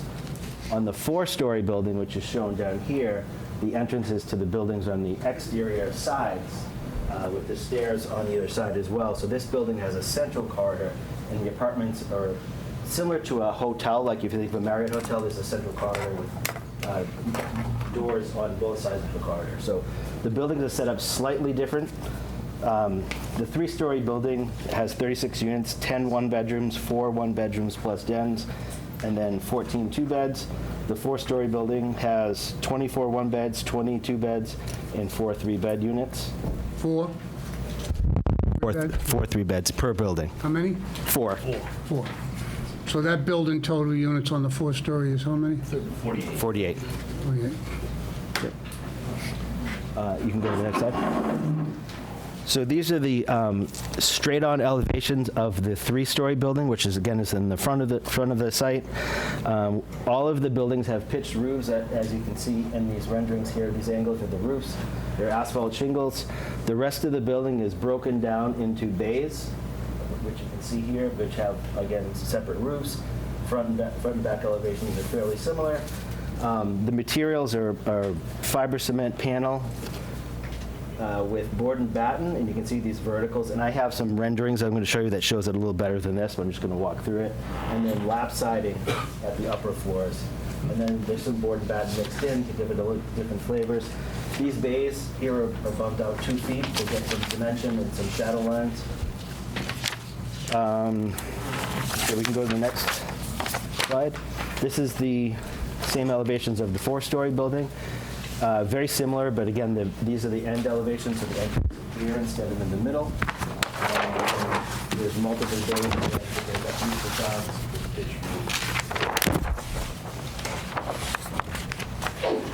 This is the amenity clubhouse building, and again, we have renderings of this. It's a one-story structure with a pitched roof. This is the main entry right here, which goes all the way through the building. If you look at the building from the side right here, is this elevation. So this piece here, you can see this roof continues through the building. So when you walk into this is a double height space that goes within the roof. You get a view of the amenity courtyard in the distance, and then the amenity spaces are off of that courtyard and the hallway that leads through the middle. So this is a rendering of a very similar project that we have under construction now. Same building types, same design. In the background here is a four-story building, so this gives you a little better flavor of the depth in the breaking up of the massing. This is the amenity clubhouse building here this is the outdoor space. There's a small dining area, grill area, some green space. The pool in our project would be right here on this side. Colin, you can go to the next slide. This is another view a little further out showing you this is the back side because it faces the amenity space, but the front of the building on the other side that you'll see when you come into the site has a very similar facade. Big windows, lots of natural light. You can go to the next one. This is the pool. This is a rendering of, again, another project, but we have concrete patio, lots of seating, a pool fence that we have to provide per code. And then it has access and it's locked off. You need a fob to get in here so no children can sneak in. Nobody can sneak in or out of it. It's all secure, but the residents really like the pools. This is a close-up of the amenity building. That entry I showed you is right here. So you come out here and there's some seating areas, some grill stations, etc. This is a rendering of the three-story building. It has similar features, but it's a full story lower. And again, this shows the front entry instead of the side entry that the previous building showed. We have a base with the board and batten siding, as well as the lap siding up above. This is a photo of one of our other projects that has the same four-story building. So this is an actual photo of a project that's just completed. So you can see the detail, the base, the roof, the board and batten siding, etc. And then this is, on the same project, this is the amenity building. You can see the glass. This is the central entrance piece that goes all the way through. And that's essentially it. Okay. Thank you. Do you have any questions? Actually, I'll probably start off with just a couple of comments. So it's really for the benefit of... I just want to interrupt. When I said that's it, that's the architecture portion. All right, keep going. There is more. Okay. Just nothing. I will not interrupt you. I don't want to spoil your mojo, because I may spoil it later. Good evening. My name is Bart Lipinski. We are the landscape architects. This will be quick. But just to kind of go over the plantings that we would be proposing, obviously street trees where we can get street trees. We try to get as many street trees in parking areas, corners, open spaces to kind of bring the landscape down and scale down with the buildings. As Mike described, the central part of the site is the clubhouse, separate pool with patios. We have a small pool house for some pool equipment. We also have a small patio that's outside the pool fence, which will have an outdoor kitchen, so grills. And the rear portion of the clubhouse is going to have a little lounge area with fire pits, seating. Kind of got a good idea of that in the last couple pictures. And then for the most part, the buildings, we tried to get the biggest foundation planting we can get on parking sides, so that we have an evergreen planting all year. And then at the same time, we have AC units that we're going to work on trying to hide as well. So whether you're driving in or walking in, we have plants all around to help scale down the project. And then, as Paul mentioned too, we do have the whole left side of the site is privacy fence. What are you proposing for privacy fence? I think we just have it as a wood private. We're not doing wood. I'll tell you that right now, we're not doing wood. That's a no. But Well, a 6-foot privacy fence. just if you said chain link, I probably would have went out of my mind. No, privacy, as much as we could do. As Mike said, that's it for the landscape portion, so we'll be answer any questions that. Yeah, what I'd like to do is the engineer on site. Where's our engineer? And I'm bringing this up for the benefit of the abutters and the neighbors. There's wetlands back there. I heard a comment, this will be the second time I heard a comment concerning, I don't know if someone indicated there's blockage back there or that there's some type of situation going back over there that wasn't maintained. I'm not sure. Can you give me an indication of how you're handling, just show them on the plan, the actual groundwater from the site. And you explained it, but you did it on the other plan. Just show how you're handling the groundwater from the site, where it's heading, and where it's going. All right, so again, the way we're handling stormwater is that we're designing 3 subsurface infiltration systems. One is going to be located at this lower corner here, one at this back upper corner here, and then we have another one here. All 3 of them have outlet control structures. They're going to discharge. Say that slowly so they know what that means. You have outlet control structures that are going to be designed to meet pre-development conditions. So if you have 10 gallons of water going to the wetlands today, you're going to have 10 gallons of water going to the wetlands tomorrow. So again, I'm just throwing out 10 gallons. That's just not a realistic number, but that's what, just trying to, one for one, yes. So basically the water is going to drain out into the wetland system. And again, there's an existing ditch that runs along the property line, comes through this concrete head wall here, and continues down out to East Main Street, where it ties into the municipal drainage system and continues on through the Mass DOT system and into the municipal Milford system. And is that drainage system on your property? Which drainage system? The natural one or the one you just pointed out? It's right on the property line. It's the property line is in the center of that ditch. With the head wall. The head wall, part of it's on my property, part of it's on the property associated with the quarry. So who maintains that to make sure that water is flowing, or has it been maintained? So right now, it probably hasn't been. So that's the problem we have. We've contacted the town says it's not theirs, it's run off from Baffert. Baffert's not gonna do nothing with it, so nobody is maintaining. So that's why I asked the question. We will. Yeah, we'll maintain. We will. All right, can you continue? I don't know the shape of that head wall, but That's the reason why I wanted to have this discussion with the drainage. So again, like I said, there's an existing ditch that runs along the property line, and it continues to flow out into the East Main Street municipal system. Where are you going to put snow? We have some designated areas on the plan. Again, it's not, we don't really have a lot of real estate on the property, but we'll try to maneuver them to the outside perimeter edges, interior landscape islands, and then when it gets to a certain point, it has to be trucked off-site. And that's something that the developer... Yeah, we'll have some type of... We're going to definitely have We propose the condition to remove the snow within a certain period of time. Yeah, because I think if you start to push the snow to that side, all the snow going to start to melt on other people's yards. Yeah. I mean, that's a big concern. Yeah, we're not going to... Especially on No, the that's side. not going to happen. Well, I saw a bunch of other places. I'm doing under construction, and I saw other places, that what's Oh, happening. I understand. I understand. They've already agreed. I'm more about that. We've already talked about this. Right, they've already agreed to take we're- snow they- off the property. Yeah. One thing I did say, especially, they have a high elevation. I have a water in my house, That should be.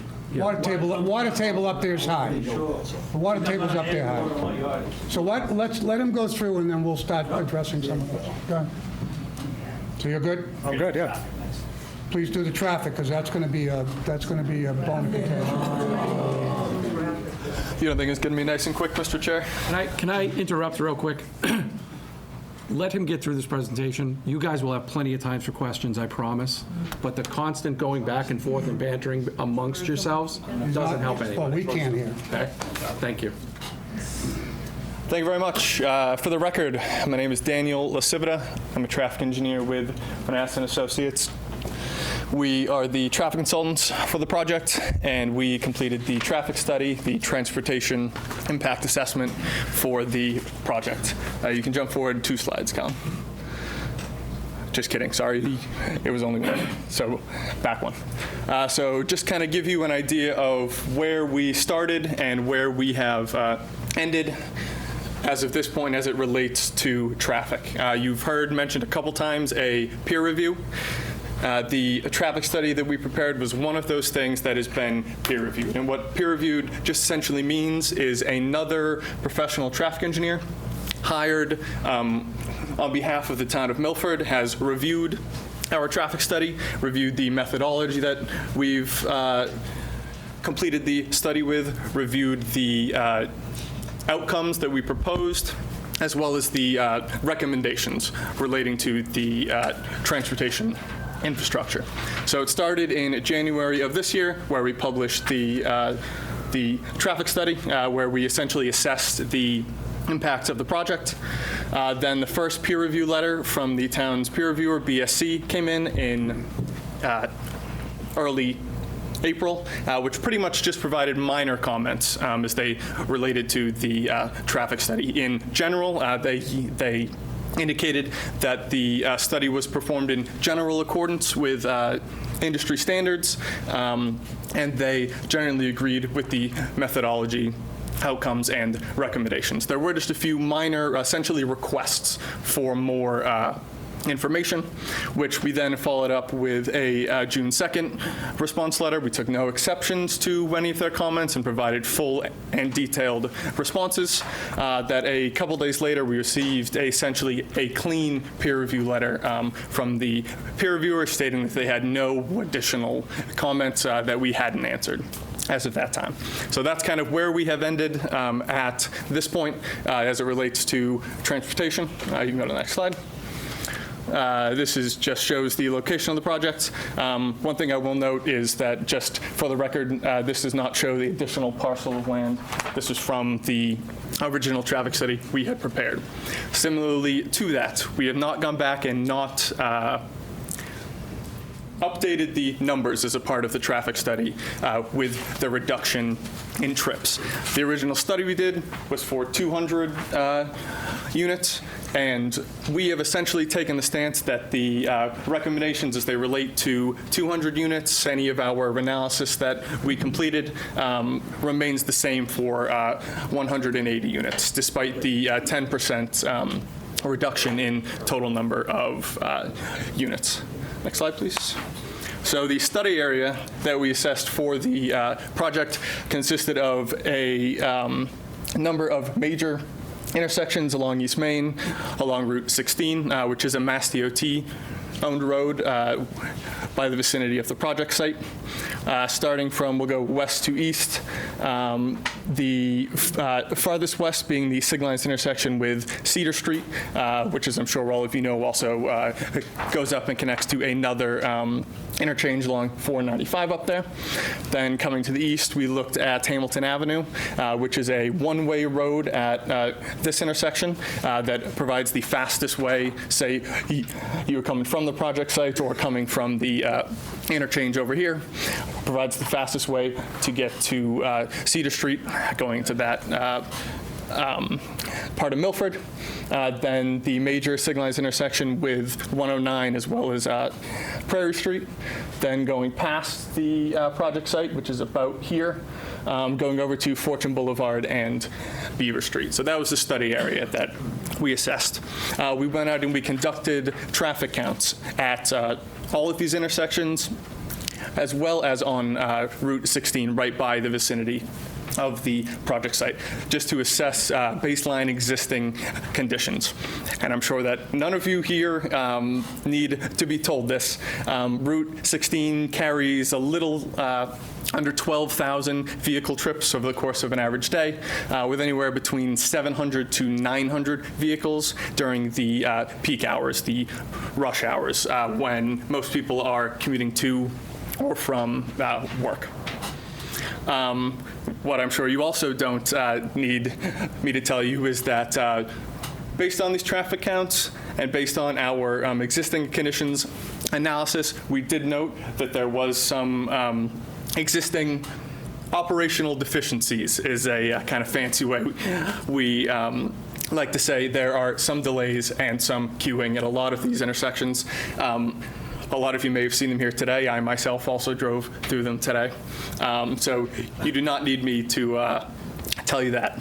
In addition to that, and these are things that are noted by both the town and Mass DOT, a couple of these intersections are what's called high crash locations. Essentially, they have an above average crash rate for the Mass DOT district that Milford is in, which I believe is 3. So all of this to say that these are known issues. They're known by the town and they're known by Mass DOT. To that point, DOT has, I believe, 2 projects and the town of Milford has 1 project.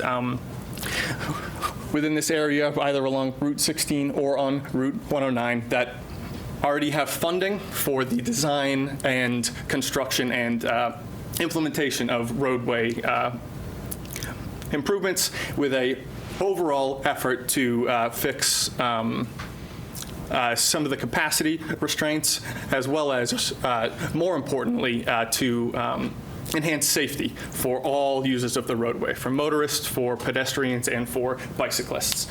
So kind of as we were providing recommendations as they relate to site access, things like that, we just wanted to make sure that our project is designed to be able to come in and connect to those planned improvements. And because Route 16, where the project site is Mass DOT owned, the project will need a Mass DOT access permit. So as a part of that, DOT is going to come in and provide their comments and essentially make sure that our project is able to come in and connect to those planned improvements. Just so people are aware, Route 16 is state, not town of Milford. So they control Route 16. Correct, yes. So ultimately, they have the ability to grant a driveway permit, essentially, which can include a couple of different things. But here it's an access permit. We're coming out directly on to the state highway. Additionally, kind of as we're looking at safety, we reviewed sightlines at the proposed location of the driveway. And the driveway is actually situated at one of the best points along Route 16, where it can be within this stretch to provide safe sightlines. Where it is essentially on the apex of a curve, so a driver that would be pulling up to East Main to leave the project site rather than having to look directly 90 degrees, they can essentially not turn their head as much and see further down both sides of the road. So the proposed location of the driveway meets and well exceeds the recommended minimums based on the speeds that we measured. That was also something that was looked at as part of the peer review process. And as of their most recent letter, the peer reviewer has essentially agreed with those findings. They've gone out and they've measured them in the field as well. So all of that is all existing conditions. Then as part of the study, to assess the impact of the project, we essentially generated two conditions, a no-build and a build condition, with the no-build obviously not building the project and the build building the project.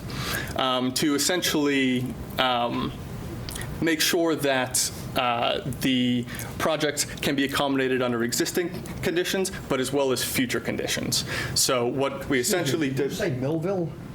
No. Get your hearing aids.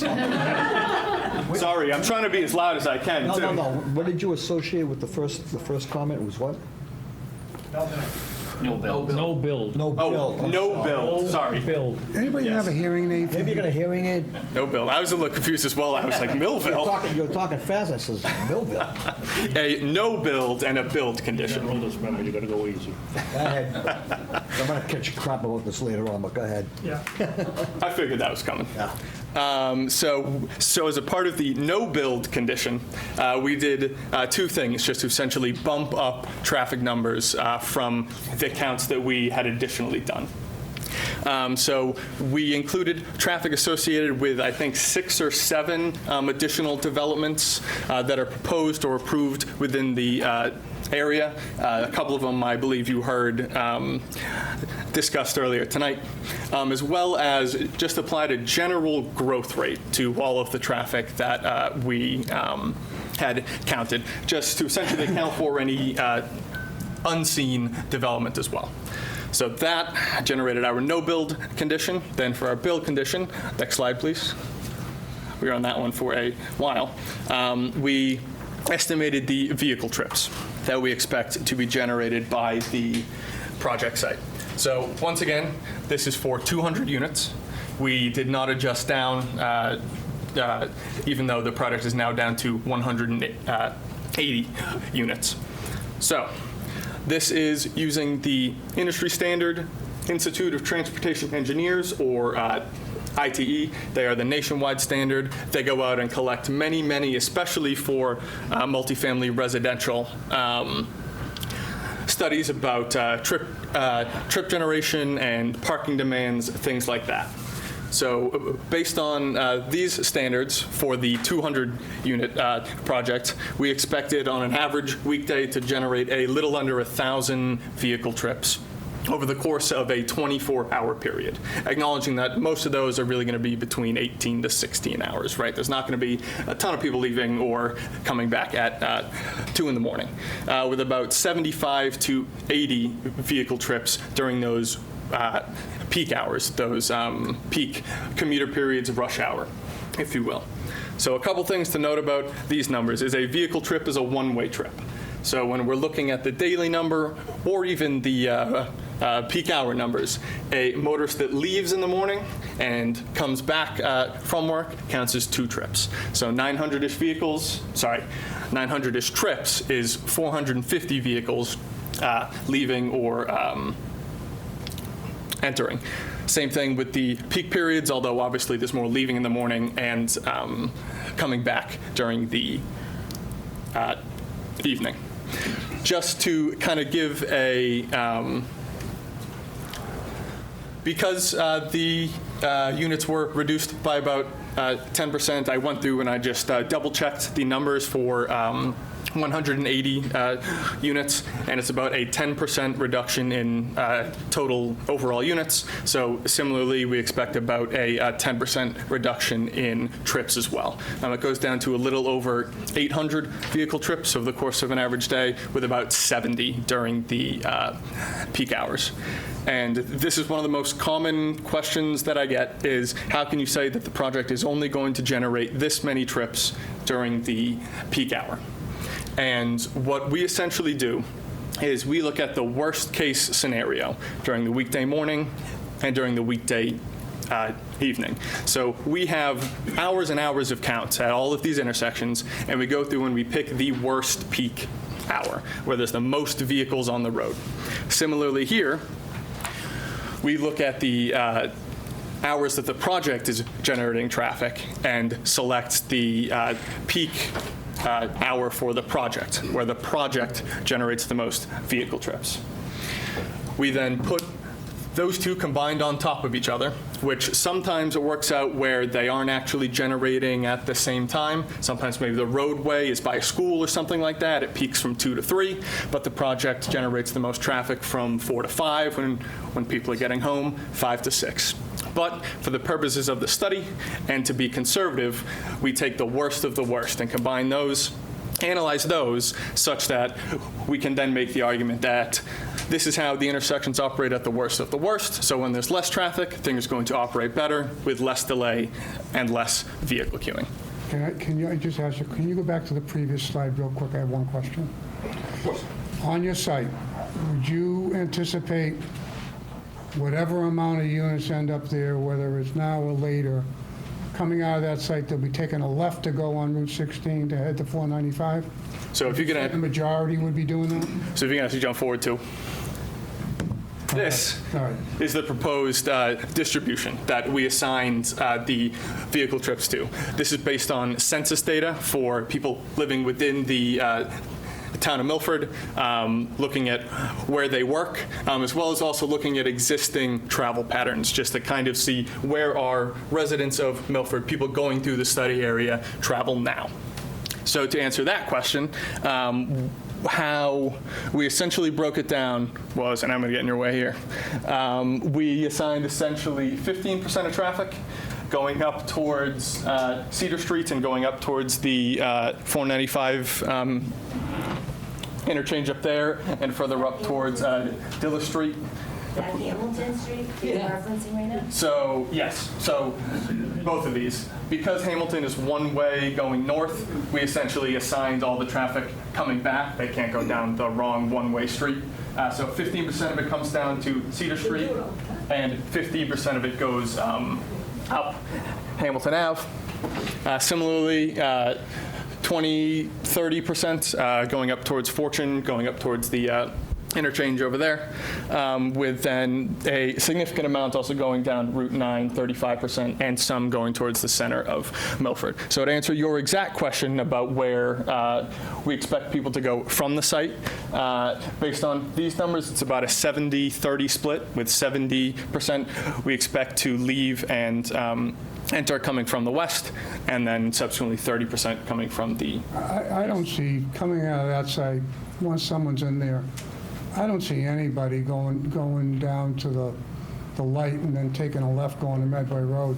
I see them jumping down Route 16 and either going Fortune Boulevard or the other way. Each way. When they see the traffic, they'll be in traffic. So this is also something as well, that this was something that was looked at by the peer review as well. This wasn't something they had comments on as I just like to see the methodology, et cetera. Yep, totally understand. I did just want to get that as well. So we then took the project-related traffic, overlaid that on top of the Millville or no-build condition to generate the build condition, then ran our capacity analysis at each of these different intersections. And essentially what the outcome of that was the impact of the project with the addition of the trips associated with 200 units, the relative material impact of the project at any of these intersections was found to be an increase in delay of 5 seconds or less, and an increase in vehicle queuing of up to 2 vehicles. So, once again, this is acknowledging that there are existing capacity problems out there now. We did not take into account any proposed improvements that DOT is doing, although there are 2 projects in the work that once again have funding. The impact of the project, while still a impact for sure. It's additional vehicle trips on the road that aren't there now. It was found to be relatively minimal. So, because of that, next slide, please. Before you go. We provided a... No, just wait. Hold on. We provided a series of recommendations. Oh, actually, sorry. Next one. We provided a series of recommendations as they related to things like site access and circulation, some of the things I've talked about, making sure we have adequate sightlines of the driveway, which we well exceed, as well as circulation within the site that have kind of helped to define the site plan as we go forward. As Paul mentioned, the fire department also came in and made comments, which we have addressed. And I think I will leave it there for now. Thank you. Understanding that. Yep. Well, of course, there's going to be questions. I'm sure we'll come back to it. And Mr. Chairman, just last comment before we do the presentation, turn it back. So Dan did mention that the traffic study had been peer-reviewed by the town's peer reviewer, but also that the civil engineering and site plan has also been peer-reviewed. Correct. I don't know if we mentioned that by the town's peer reviewer as well. Yeah, all the peer reviews have, of course, been brought in. So I'm going to make a quick comment here because I actually, so on August 7th, I just had to do this because I see you people and I'm like, that traffic is a nightmare. And you're absolutely right. It is. So on August 7th, I was sitting 10 cars back at the intersection near the site, 10 cars back. 7 light changes. 7. It took me probably 5:25. I was sitting at that light. By the time I got through it, it was 5:32 because I marked it when I was driving. So just getting past Sacred Heart Church, the time was 5:41. So I sat at that light at 5:25, and by the time I got to the church, it was 5:41. We get it. We get the nightmare of the traffic. The blinking light, that's where the officer was waving traffic on because we have the bridge closed over here, and that won't open up until October. So we're getting slammed in that area with traffic as well. So the end result is it true to go from that light to get to the center of town a half an hour? Yes. No question. No question. Yes. No question, no question. But that's a state highway. Mass DOT controls it. We don't control that. When 495 came into this town, everything went boomed. And you know what's happening now? Because ground is not available anymore. It's go west, my friend. Go west, my friend. So Milford, so now you got Douglas showing a population like Milford. They're getting the same growth that we had all those years. So to understand that every single one of you contribute to the traffic, just like I do. Because I moved into this home, I built in this home, I developed in this home, because they're allowed to develop their property. Just like every single one of you living here are here because of that development. You don't live in it. Again, whether it's a commercial development or not, they have the right to develop their property under the bylaws of the town. So saying that, whether it's this site or another building, they can put a commercial building in the front, whether that be 10,000 square feet, and they'll still be able to do residential in the back.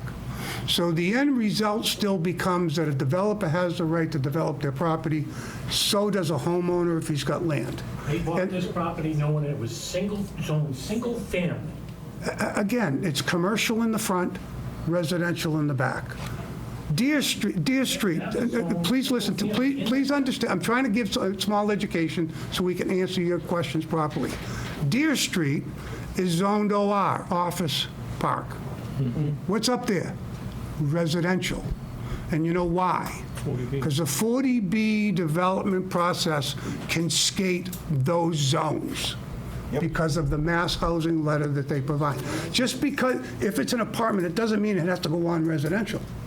They can go on industrial, they can go on commercial, they can go on office park. So saying that, I just wanted to give you as much information as we have. Now, again, traffic is a nightmare. There's no question. Does Mass DOT need to improve this? Yeah, I know that stuff is working on it. I sit at that light, and it takes me forever to get back to my office. Sometimes it's 40 minutes sitting at that light getting to Main Street. So go ahead. If you have a question, go ahead. Yes, because we brought up the DOT a couple of times. I only see one project being done that's detailed now, and it's to be completed by 2026. I think it's been referenced that there's 2 more projects, but I don't see on the website that the 2 projects. So, just to give you an idea, so where Restaurant Depot is, Stone Ridge 1 over there is built, Stone Ridge 2 is under construction, and at the end of that is 100 units, which is Stone Ridge 3. Oh, I thought he was talking about the 3 projects with here. No. No, this project, the 2 that from previous, one's on Fortune Boulevard next to the Toyota dealership, which is 52 units. And then the one next to McDonald's on 109 is 105. Well, Mr. Chairman, I think she's talking about the traffic projects. Yeah, do you mind if I just jump in here, Mr. Chairman? Mass DOT. I'm sorry, go ahead. Yeah. Yeah, go ahead. Hearing aid, Dave? You can use Mark, give him yours, all right? Give him yours. Hold on, let Let him answer the question. I thought you referenced 3 DOT projects. So there are 3, Mr. Chair. There are 2 proposed DOT projects. I can read the project numbers if you'd like. 608045, which is rehabilitation on Route 16 from Route 109 to Beaver Street. Right, that's design, and it's going to be completed according to this in 2026. Correct, yes, that's already in the TIP, the Transportation Improvement Plan. Then there's also 6613874, which is improvement on Route 16, East Main Street at the intersection of Route 85, Cedar Street, so the westmost intersection that we had looked at. That is in design. That currently, I can tell you as of January of this year, it was in design. One thing I will say, I assume I know the website that you're on, the Mass DOT projects list. Among DOT's many, I don't want to call them failings per se, is keeping that list up to date with everything that they're going on with. I would also highly recommend that if you do want to look into it more, there's the Transportation Improvement Program list, or the TIP list, that also has a bunch of information on that. So. Right, well, they have a tip listed here. Another question? And the third one. If I may. Please, could you tell me your name? Just tell me your name. Carol Miller, 6 Prairie Street. I called DOT 3 twice, and they didn't even call me back. I called Representative Murray, also wrote him a letter, nothing, and it was about the intersection, okay? If this project is to be, it's to be, but we have a major problem. Totally agree. 109 and 16, and Scott Christofouli told me twice now that DOT has diverted money that was supposed to be into that project elsewhere. How can we be assured that they're going to come and help us with what's happening DOT? down in that area? I mean, we get blocked in, as you know. If you sit at that on Prairie Street, God bless St. Mary's Cemetery. Oh, yeah. Because if they're going to close that gate as soon as these people come in. That's right. That's sometimes the only way we can get out. And I won't blame them to close the gate. And I can't get anywhere. I mean, I'm sitting there waiting to get across the street, and then I have to take my life in my hands because they don't yield going down. I think they need to really do a resynchronization. I'm not criticizing these people in their development. I want you to know that I'm more concerned that if you're going to bring these things into town, we've got to have the state get these roads safe and easier for us to transport ourselves back and forth. Well, look at where Stop and Shop was, all those trips. Those aren't even happening, and look at the traffic. I must say, You know what I mean? if I may, Daniel, they're going to cut through Prairie Street. They're going to cut across that the small shopping mall, and go down Prairie Street until St. Mary's closes the gate. Or they're going to go through the shopping center and the 5 speed bumps and go up that way. I do it, and I'm sure they'll learn to do it, because it's really just very difficult to keep it track. You done? Thank you. I was essentially done. I will just say one thing as it relates to this, just because it just got brought up. Let us also reach out to DOT, see if we can get any additional information on any of their proposed projects. Maybe they'll give a traffic engineer a little more hint as to maybe something's coming for the Route 16, Route 109 intersection, something like that. So let us do that for the next meeting, and then I can come back and I can report on. Yeah, that way there may, the more information we can provide, the better I think we will be. Absolutely. You have Roseanne, please, ma'am, stand up to your name, please. Jan Foster from Hamilton Ave. I've lived there for 39 years, and I'm the next to the last house at the end. These folks live across. Before the cemetery? The cemetery's like, yeah, there's the last house, which is the On the right? rehab. On the house before it. Okay, we moved in, it was a 2-lane street, it was a slow street. It became the one-way street with the 2 stop signs. Come sit in my yard and watch the number of people now that go the wrong way, straight through the stop signs, all the way to the other end. There's no sidewalks on any of those streets. They go the opposite way? They go the wrong way all the time. All the time. Including the house next to us when they have meetings. They go the wrong way when they leave. The Uber drivers go the wrong way. There's no sidewalks. There's families with children that are walking their dogs, riding the streets, none of it. So you want to put 15% of this traffic going down a residential neighborhood with no sidewalks. I've come home, I work at Cornerstone. I've come home and go to turn a right onto Hamilton and had to pull out of the way because somebody was coming the wrong way. Have you mentioned this to the Milton PD? Oh, we've called the Milton Police many Have you called the police? and they sat on Maple Street, and they can't be there all the time. And they go completely the wrong way, all the way up the street. That's enforcement. And yeah. you've got the car dealership disloading cars with big trucks parked in there. How are you going to have them go up and down that street with them? And we have a state trooper that lives there. Yeah. Yes, you with do. a car in the front, and they still go up the street. It's horrible. Have you called the police department to try and get enforcement done? And maybe even those road bumps, the road stanchions? That's what I said. They don't see the stop sign. I mean, there's plenty of signage coming in from Cedar. Signs, but they still Let go the me wrong way. follow up with that. I'll talk to the highway chief, too. Yeah, huh? You didn't know I had it in me, did you? Wow. Go ahead. Your name, please? Do you mind if My name's Greg Powers. So I live on Prairie Street. I'm just confused where the utilities are supposed to go. There was brief mention about they're Well, supposed the to utilities are all coming in from Route 16, with the exception of the waters being connected. The water department likes to loop the water on sites, so it's just they're going to the Prairie Street to tie in the water. Because they have to loop it. Where's the X? Oh, okay, so they're not going to actually cut through onto Prairie Street. There's no exit coming into Prairie Street. Okay. It's the water. They have to loop the water on the site. The water company likes everything looped. And another concern is lighting. So that's out behind me is where this big complex is going to be. All the lighting at night, it's going to look like an airport. Yeah, there's a lighting bylaw, first of all, that they have to conform to. Part of their proposal is with lighting.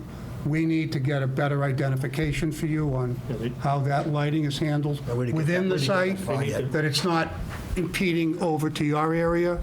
And sometimes and again, they may not like my comment, sometimes you can do what's called those elevated shrub beds, where you plant trees 4 feet in an elevated, and you have arborvitaes, so it kind of blocks the abutters all the way around, so you don't really, it's just better protection, along with fencing, but wooden fence I never agree with. But those are the comments we want to hear and how we're going to do that. So that is a good question. And also Hamilton Street, I am going to make a couple of calls on that. Maybe we need to add some road slow-down berms there. Usually there's a cop on Naples, and a lot of times they'll sit there. But again, like Janice says, they can't be there all day. No, I got it. So let me kind of work on that. In the meantime, you have another question? I do. So I know that we beat it to death, but still, the traffic being a concern. Absolutely. There's not going to be any emergency vehicle access. So what if there's a fire back there? There's no. Oh, there's vehicles. Part of their site plan approval is fire apparatus, all of that stuff. We have it from the fire chief already. He's already reviewed everything. And he's made some modifications to make him happy as well. So there's got to be no separate entrance for emergency vehicles going back there whatsoever. No, they have to, that's why it's wide enough to get through there, that all the apparatus can move around through the site and get to every site. Okay. Especially the new ladder truck, because that's got a long width. So he has to make sure that he can make all those moves. We did that on every single one of them to make sure that those trucks can get in and mobilize. Yes, ma'am. Hi, my name is Sandy McCormick, and my husband and I live on 4 Patsy's Lane. Patsy We Lane? are very close to this proposed Can building. you bring the site, We're probably the closest property, so I have a lot of concern. keep going? I need the GIS model, please. The GIS overview. Okay, can you show me where you are? I can figure out this. So, this is me, right here, Okay. right here. What number is that? Number 4. 4. Okay, so we're very close, and I understand you're putting a fence up, a 6-foot fence doesn't seem very high to me. Well, what my comment was to him was we need to take a look at having some elevated beds back there, maybe 4 feet high, and then have arborvitaes on top of them. Okay. So that's why we're having these discussions, to see what we can do to improve certain situations. Yeah. Hold on. I also have a concern, I haven't heard the mention of trash. Trash pickup, how you... They're all contained on site, they have dumpsters on site, that's all there. So dumpsters. So Yep. where are the dumpsters located? And compactor. Right here? And compactors. Okay. Right next. That's all, and that's all fenced in, by the way, they have to fence those in? Enclosure. Yeah, in an enclosure. So how far is the distance from my property to where your property, where your building is? I see the small... That's just green area. parking. That's parking? Yes. Okay. It's not the building. Yeah, the So, building's in okay, orange. so I... Building's further up. Okay, so I have the same concerns as my neighbor about the lights, the lighting. Yeah. But I'm just wondering how far is this area to my property line, which is here? Your property to my property? It'll be scaled, actually, that's probably, The red line? Oh, that makes sense. Yes. here's the building. Here's the scale. This is 1 inch is 40 feet. 1 inch is 40 feet. Have to be up against them. 80. What's that, 80 and 40? I'd take 80 to 90 and see. You're about, I just did it rough. Right. Will, these guys can give you an engineer one. Is it 120 feet? I think she's asking from the... The corner of the building? No, she's asking from the property line. line to the parking To the parking. The parking. Oh, I thought you said to the corner of the building. No, I didn't realize that was parking right there. So I'm guessing to the parking, to their property, to my property, their property line to... Yeah, there's no parking, it's actually circular. Is there No, spaces? the parking. there? Parking Spaces right there? here and the parking corner Okay. there. Yeah. All right. Then there's a retaining wall that goes through here and stuff like Okay. that.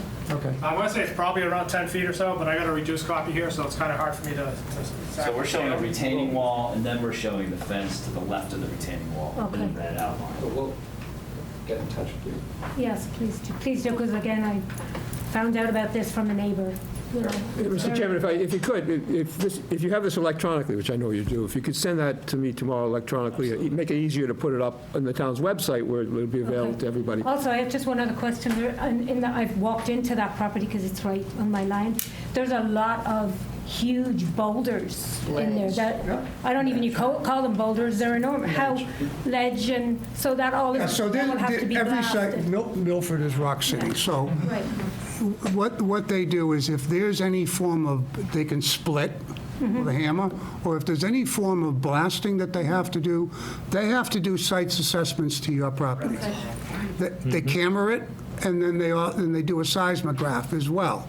So that's done pre and post, before and after. What happens if there's Yeah, there's also all types of notice given. Yeah, I mean, my sister lives by a property that was blasted, and she had major damage. I mean, I know. How long ago I would like that? to know about that. Yeah, I would like technology- you to come talk to me. Yeah, technology today, you're going to get notified, you'll have plenty of time. Before you leave, if you give Melissa your contact information, email, and phone number, so we can coordinate that, okay? Anybody that wants to talk to us, just Yeah, go to Melissa, because they'll make themselves available. I had a question over here first, hold on. Yes. I'm Tammy Davis. I live on the corner of Gillen and East Charles, and I'm very concerned regarding the flooding. The water in that area is so high in the winter. Yeah, the water table's high over there. That's why you're seeing a lot of split-entry homes. Yards are flooded. This is all, well, again, you're in a high water table. Right. but It's not because of this. Yes, but it's going to all back up. into my yard. They're self-containing everything on their own site and draining it from their site. To where? To where? We just went through this. Into the swamp. The drain that goes It comes right down through. It's away from It's already you. saturated and bubbling like a brook. Well, again, this is the existing wetlands that are on the site. I am sure some of the houses that were built over there probably were built on wetlands at one point. Why'd you get them built?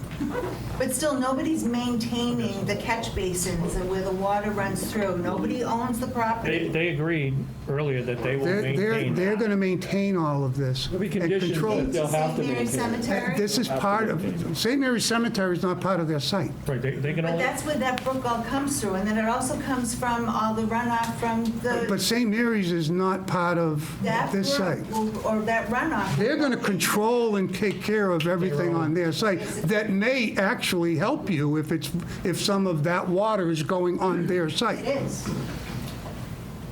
Yes, ma'am. I'd love to get up, because I'd love to point out where my house is. I'm Anna, so I'm the one that probably started all this. Your last name? ma'am? Powers, and I live right here. Yeah, I went to visit you a couple of times. You were on the camera, I didn't see it. Probably got lost with the letter over here with the woodchucks and the salamanders. So, beautiful parking lot, love it. So, how far away would this be, and how high would be the retaining wall?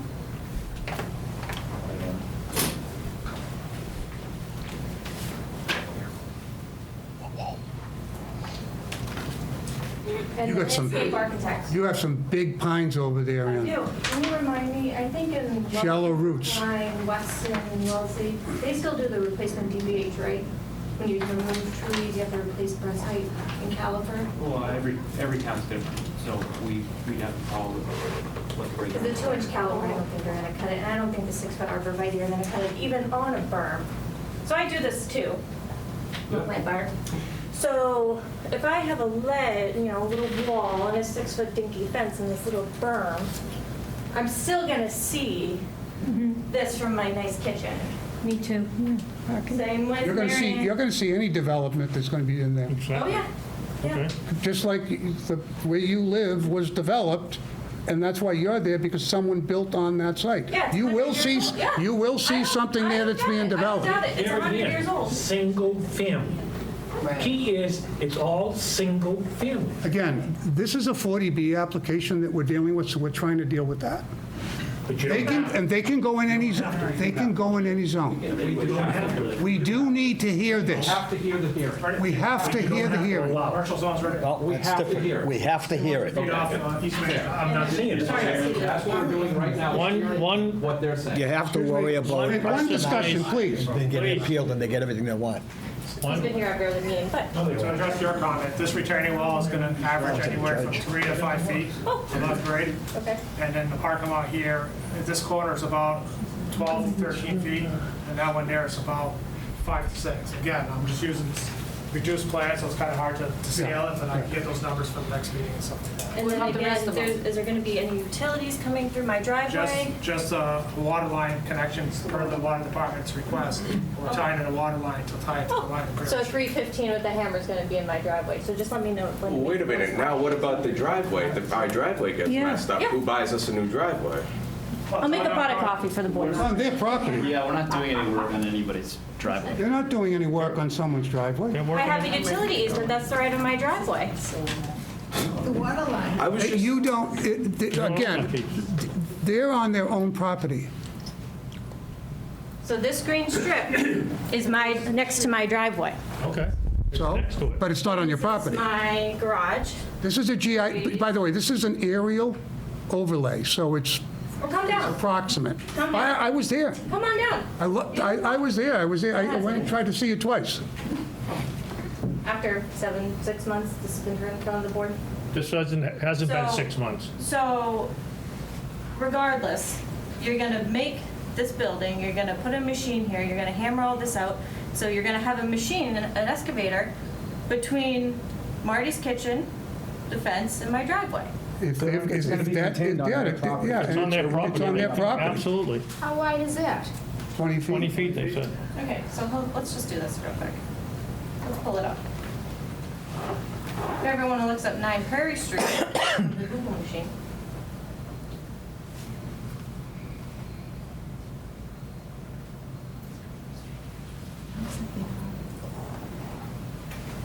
This is my house. Yeah. That's my driveway. Yeah. There's the strip that they're talking about. Okay. It's their strip. So they're allowed to just Do whatever plow right It's a utility. through, hammer it It's their through. land. Utility, it's their Do land. what you want on You yours. could do the same thing if you owned it. It's Okay. On a 20-foot wide strip. When they hit the roots. It's just to put a water line and a 20-foot Oh, easement. just a water line, just the trees, just my driveway, just my It's a garage. water line, it's not your We'll come to your driveway. house and we'll hammer next to your house. Is that okay? I've been hammering next to my house for 6 months. No, I have. Yeah, you have, yeah. Yeah. Okay, let's go. Next question? Yes, ma'am. My name is Jana Marshall, and I live over here.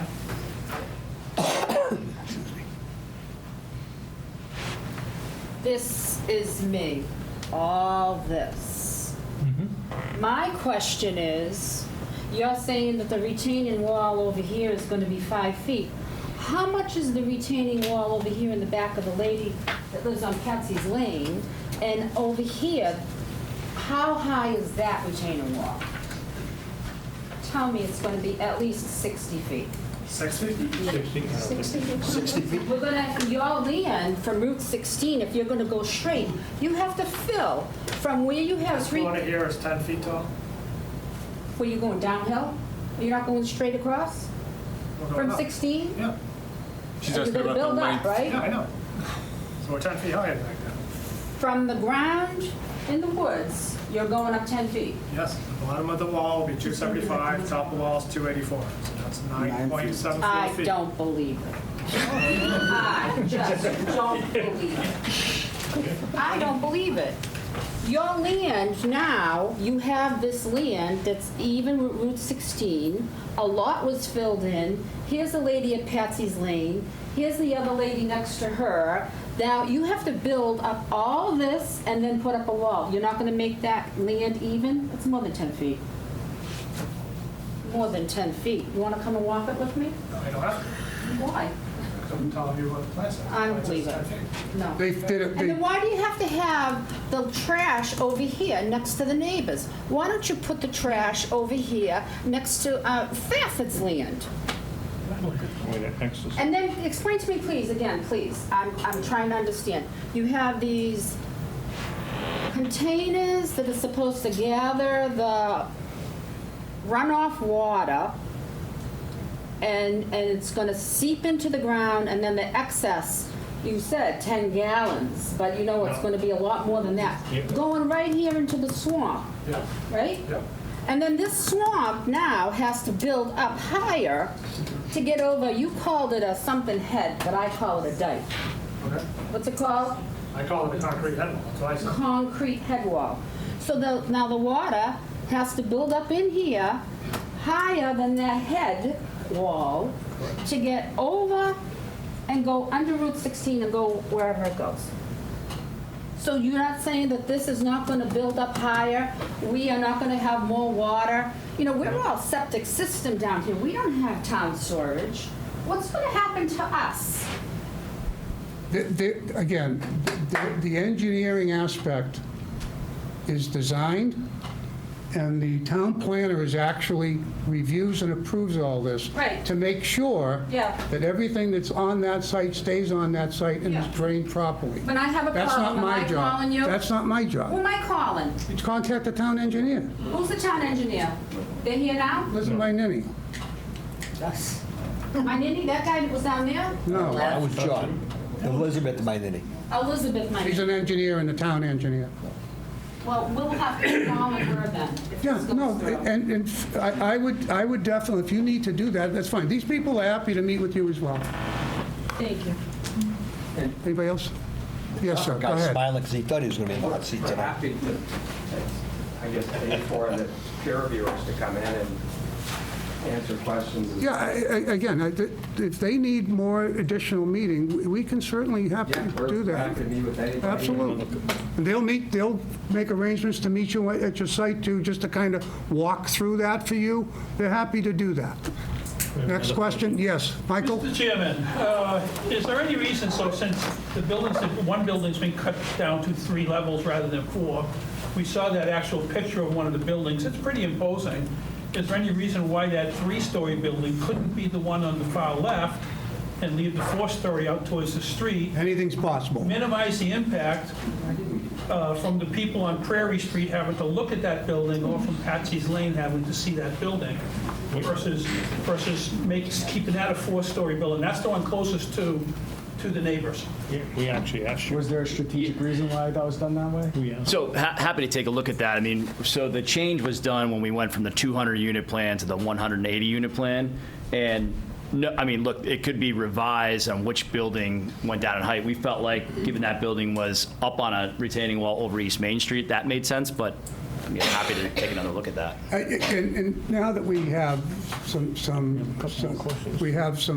people that are involved here, and there's a couple of things that's bringing some things to light for me too, because I'm listening to what they're saying, but I also want you guys to take a look at it. I'd like to take a look at that dumpster location and see if that can be rearranged and maybe avoid that corner close to the residents. I'd like this woman's answer concerning the elevations and to making sure. Everybody's worried about getting additional water. Listen, the groundwater in that area is high. That's why you see a lot of split entry houses, because the groundwater's high. And I've lived with that as well myself, so I get it. And I clearly don't want more water being added to an area that's already got a high water table. In addition to that, that was my comment that Mr. Seaver just made concerning that resident side of those buildings, maybe getting a floor off of that, not 4, but 3. I don't know if you have an awful lot of room moving that dumpster location in that parking area, but We're happy to take a look. it may be better off to do 4 stories in the front and do a couple of 3 stories in the back over there. It's close to the, again, I don't know what's going to happen here, but I'm just... Another recommendation too, something for kids, shelter for the kids, waiting for the bus. Yeah. I know there's, and by the past ones that we've done,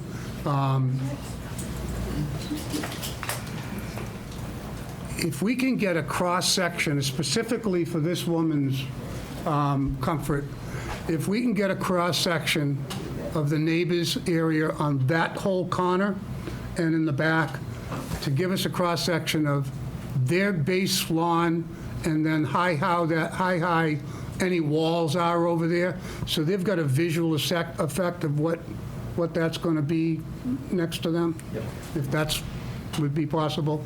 And I'm talking from all the way down to Mrs. Powers' property. Is there any elevation change there? From Prairie Street. Yeah. Oh, that was the retaining wall, and that was 3 Was to that 5 how feet many- tall. how 3 to high? 5? 3 to 5. 3 to 5? Yeah, I'd like to see anybody on that side, if you can get a cross-section, just as, so that, when they're standing in the yard, I want to see what they're going to see. Because I think it's visual, it's important for them. I want to see that. I don't want any surprises and all of a sudden, and that's why I'm glad she brought that up. Question right there, no, right behind you. Yes, sir. No, one behind you. Stand up. Me. Sorry, I'm Sean McCormick. Oh, this is... No, sorry. No, you- Oh, I'm sorry. It doesn't You've already matter. done it. Stand Right, speak All up. right, sorry.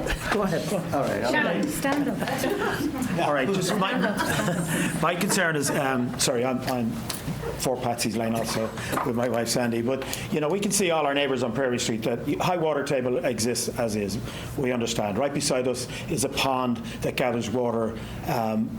All in the summertime, it dries out, but all year long it gathers water. So, you know, A pond? like It's like a natural- it's just a little groove, you know, a little surface water just goes into. Because it goes into a low area? Yeah. Yeah. Yeah. That need to be filled? Well, you know, I don't know what it was. Yeah. What it was when we bought the property. So For 5 years. yeah, so we're 5 Is it a years. there. standing, considered legal wetland? I would imagine it is. Yeah, I would imagine it's wetlands. Yeah, but the concern is, I understand. Prairie Street all along. I understand the high water table, etc. Obviously, the concerns of all those neighbours is that no matter what guarantees you might give, are you going to make sure water doesn't run down and you know, intensify a problem that's already there? So, you know, all the way around, it's just some kind of guarantee that you need to give them. I don't think they can give you any guarantee. Yeah. So in there would be an They have to objection follow- itself. they have to follow. And again, the town engineer is also involved in this, because she's the one that has to dissect everything. And there'll be conditions in the decision that address that Absolutely. very, very specifically, as we have in all these decisions. Very specific conditions that just about guarantee it. Yeah.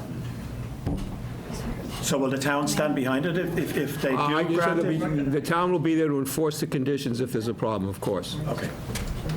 All right, I get it. All right, get up. Quick. Sorry about that. That's okay. I'm Linda Catanzariti. I actually live on Treadle Drive. But a lot of the traffic with these developments that are happening is going to affect the 495 area. We got the slide park, we got this development, we When have... was Treadle Drive built, when you were there? When was... You're part of a development in Treadle Drive, right? Yeah. So you 59. benefited, so someone developed your land for you to be there. Oh, yeah. But I just wanted to let you know, because, you know, unless you live down that area or travel it frequently, you might not know this, and I know it's a state road, but I just want you to know that what happens is when, and I might have my direction wrong, but going east on 109, like towards Treadle, when you're going 495 north, there's only a little section that the cars can go on. So it Yeah, and spills then you end up over with the street. to the left lane, and it's Bumper to getting, bumper. and it's getting worse. And so when you're on, like, you have to go to the right and then go to the left, and believe it or not, people beep at you when you're turning into Treadle and to Victor Drive. They get mad because they have to stop and they beep at you. But I just wanted you to know and be aware that that's an issue. Now, I don't know if there's anything... That's all Mass DOT. I know it is, and I didn't know if there's anything in the queue for that area to be reworked, because this is going to affect it. All these things down here are going to affect us down on 109. I just wanted you to be aware of that. Okay. Okay, thank you. Go ahead. Marianne O'Sullivan. I'm also in a butter. I live at 11 Prairie Street, but I'm also a school teacher. I've been teaching in Milford Public Schools since my 20th year. I'm curious to know if the studies that have been done, have there been, you're talking 2 and 3 bedroom apartments, now we're talking families. Has there been a study done on the amount of children that are now going to inhibit are already overcrowded? We have teachers going from classroom to classroom, and if there was a study done and what that looks like for our schools. Thank you. Am I late? So when Stone Ridge was done, there was 200 and, was it 62 220. 261. I think the total, all grades, I think there was like between 19 and 22. And that was 260 units. Yeah. I can vouch for that. I can vouch I for- think, frankly, I'm seeing all the for rent signs out here. I think our populations went down. I can vouch for you on that one because I've been working the job site. I work for the town on Stone Ridge, and I can see the kids getting on and off the bus when I'm there. So, yeah, I don't like, the buses need to get in there. yeah. So the parents are down on that route. I can vouch for you. We have a plan for that when the last phase gets completed. A lot of I arguments. hope there's something for the kids that stand right there at that intersection. I mean, Yeah, we're trying to get everybody to do the huts. Yeah. There is a But you know plan. what it is? But it doesn't matter if you put the huts there, because the parents are going to be in the cars next to them anyways. Yeah. And that's what today's society gives us. Yep. They stand, I'm a grandfather, I ain't making them sit in the hut, I'll stand on the car and wait till the bus comes. The buses used to come down the streets, and then when the kids got older, we were standing at that intersection. Really? Yes. They still do. The bus doesn't go down there? No. No. You have to go down the end of 109 and 16, and you have to stand there. So if you let your kids go alone, and some trucker's going down 495, he's already I don't like that. I agree 100%. It's been that way for years. And yes, we've talked to the police, and yes, we've talked to community use about it through the years, and there was never any resolution about it. Is Excuse it me. because they can't turn around? I'm the community use director, and we do not do transportation. That's separate through Milford Public Schools. Community use is not affiliated with, So you're gonna have all those kids It was standing Lenny down Marcone at at the the time, street. it wasn't you, sir. correct. That was a dual role at that point in time, but it's Yes, not anymore. yes, Milford yes. Public Schools now. Yes, I'm just saying, there was never any resolution to the safety of the So children. they cross in 3 lanes down there? No, they're standing at where Enterprise is, waiting for the bus. And it's been that way since my kids were now, the oldest is 34. Oh, boy. It's been that way for 30-something years. And the other kids, the older kids, they have to go down a Free Street, right? Yes. Yeah. Well, that's the bus transportation. Who's the director now of that in Milford? Lauren Smith. Aaron Smith, that's the one you're going to contact. But not to go off on a tangent. She does the routes though, right? No, the routes are designed by the bus company that Milford Public School uses, which is. Okay. Okay. They changed that. Yes. I have another question. Has there been any studies into the environment, the animals and... Oh, yeah, they have to check for vernal pools, they have to check for spotted turtles, all the wetlands Okay. have been flagged, Because yes. just today, I saw the most beautiful falcons in there. I saw hawks. I hear turtles every night. Yeah, they We have to have do all of coyotes, we have turkeys. What, does anybody think that. No of it? no bears? No bears? Probably do. I haven't seen them yet. Haven't seen any bears, but so there has been studies to Yeah, they have to go through all of that. The state actually even has, yeah, that's right. yeah. My name is We're Joe. gonna have to finish this up and continue it, but go ahead. My name is Joe. I live on Congress. So I want to go back to our favorite traffic guy. The traffic study that you did, one slide you have like percentage, right? And my understanding, a percentage has to add up to 100%, but yours is like 115. I don't know what's up with that slide. And then my second question is, like, how accurate are you guys, the numbers? Like, I have to go through that, road, that traffic light every single day, 5 days a week. You guys gonna come up with some numbers, and you guys gonna, okay, bye-bye, in 5 seconds, and then I'm gonna live with this, right? You guys gonna be gone. So I wanna know, how accurate are you guys? You guys gonna go back, like, have you guys have done any project that you did that prediction, and then you Forward 3. I wanna know the accuracy of your numbers. Thank you. So I'll answer the first question here. If you just sum all of these up, they do add up to 115, but these are two-way arrows, so it's both entering and exiting traffic along that road. These two, because this is a one-way street going this way, despite how we've heard some people use it. This is 15% of exiting traffic and then 15% of entering traffic over here. So that's why if you sum everything, it adds up to 115, but the total exiting and entering traffic. And the town's traffic consultant has also verified this information. because we have an independent traffic consultant. And all those along with them. reports are up online on the town's website, by the way. Everything's been submitted, including the peer review consultants. They're all on the town's website, easy to access through the town's website, the Zoning Board of Appeals, and they're right there. Michael? That is one thing I find hard to believe on that traffic study, is that the estimate is coming out, as you talked about earlier, taking a right onto 16 and then a left onto 109, and that's where the majority of traffic's going to go. There's no way that's going to happen. They're going to take the left out and they're going to go Once they learn, they'll take the They will never shortest. do that. So I don't know how any traffic study, peer-reviewed or not, could come up with that data. That just seems so far out. You know. Mike, we don't take it, don't take it as gospel. Yeah, it's just ridiculous. Anybody's been in Milford would know that they would never go that way. I was actually going to, I'm sorry to jump back, there was a second part of that question as well, and it's how accurate kind of are the traffic counts within the traffic studies. So we did go out and we counted over the course of either a 48-hour period or during the peak periods as well. We actually went out and we set up cameras and we counted all of the cars. So the basis of what the traffic study is essentially based on is actual counts that were conducted in the field.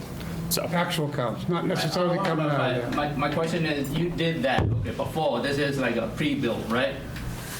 Do you do post-build analysis? And to come back to see, oh, okay, so we are off by 10%, 50%. Like, you did any of that in previous projects? So sometimes we do, it's called post-occupancy traffic monitoring, essentially. That is something that we have done in the past for projects. Generally, it's We've done that on Stonebridge. We've done once they hit that 80%, I think they have to do it. They did a post-study as well. So how accurate on that particular one, like before and after? Like, well, we're going on year 2. We don't know yet. Okay. That I can't speak to. We didn't do that one. You never know, right? We didn't do that specific. The Stonebridge or what was being talked about. But in your experience, how accurate your number? Generally, so you heard me probably say it a couple times within the presentation, is conservative. Really, the point of the traffic study and the kind of general consensus of the methodology is to be conservative. I don't want to say to a fault, but where possible, err on the conservative side. So that kind of accounts for everything as well. That accounts for when we adjust numbers up to account for future traffic growth. That also applies to trip generation statistics as well. So the data sites that the ITE goes out and actually collects, those are all kind of then compiled in. Then as we go through and we do all of this analysis, we try to be conservative where possible, so that generally results in, and it does kind of change depending on the use, and most traffic engineers as well, it's not just us, do generally do a good job of being conservative, of either overestimating the amount of traffic that's expected to be on the road in the future, or that's being generated by any given project. So you're pretty confident, it sounds like. May I ask a follow-up question then, if you don't mind, because my question is related. Your name, please? Joe, same household on Congress. One slide down, please. Actually, I want you to go to the table where you show it's only going to be 58 people right there. How many people can your complex house? Please answer my question. You have 180 units, and how many of people are going to be living there? That I don't know. I'm a traffic engineer. I'm not a housing. So are you say 3 times 180? They get 3 to a house. Well, 4 times 180 units. It's a mix of 1, 2s, and 3s, so it's certainly lower number than 3. right? So are you saying that every weekday morning at peak hour, there is only going to be 58 cars leaving your unit out of 180 units? That's my question, because I don't really. Are you saying that there are so many unemployed people are going to be living there? It doesn't make sense to me. So please, ensure the integrity of this data. And then coming back also, only 48 cars entering the complex at the peak hour, and you have 180 units with 3 times or 4 times. So it doesn't make sense if they're employed. So this is something that I tried to address as a part of the presentation. I apologize if I didn't do a great job on it. I will try to do that now. So going back to what I was talking about, where we look at the worst case scenario. So these are the peak hours. So this is the 1 60-minute period where the project generates the most vehicle traffic. So just for the purposes of this, we'll say that during the morning, we'll call it 7 to 8 a.m., where on an average weekday, we expect a total of, and once again, these are the 200 unit trips. It's like 70 total vehicle trips for 180 units during that peak hour. Now, what that means is that from 6 to 7 or from 8 to 9, there could be as many as 75 vehicle trips that either enter or exit the project site. This is not the total number of vehicles that enter or exit on any given morning. This is just the 1 60-minute period where the most do. Can I just say one thing? I'm a visiting nurse for the town of Hopedale, Upton, and Hopkinton. And can I just tell you that those new developments in Hopkinton are multi-generational family. They may be 1 or 2 bedrooms, but they've got multi-generations living in those buildings. So how do we make sure that we don't have the same circumstances? We have the occupancy bylaw. How are they getting around it? There's an occupancy bylaw, and that has to go into our lease. So when we provide a lease to a resident, it has the maximum. Have they tried with these other units, maybe jamming in 4 or 5 people? Yeah, and they got thrown out. I don't think they anticipated the amount of people that were going to actually live in those 2 and 3 bedroom apartments, and now they're having to build all new schools and everything else. We're aware of all that. Yes, sir. Phillips, East Charles Street in Milford. I'm wondering if they have done any type of a study. I'm assuming this complex is in and out from Route 16. Is that correct? Yeah. Have they done any type of study of traffic in Milford and knowing where that entrance is and exit? How many minutes in the course of daylight hours if there's straight traffic right in front of that intersection where either they're coming out or the traffic's going and somebody's got to give? I told you how long it took me. Oh, I understand. Plan on it. But I'm just saying, have you done any kind of study Plan on it. daylight hours on the amount of traffic that would be backed up in front of your entrance to your property? So what we did as part of the traffic study, if you can pick one of the slides that shows the roads, what we did as part of the traffic study was we analyzed a couple different factors at these study area intersections, one of them being vehicle queuing. So it's essentially what you're asking about there, where say that our project site is here. If we look at the queuing, we expect along the westbound approach to this intersection.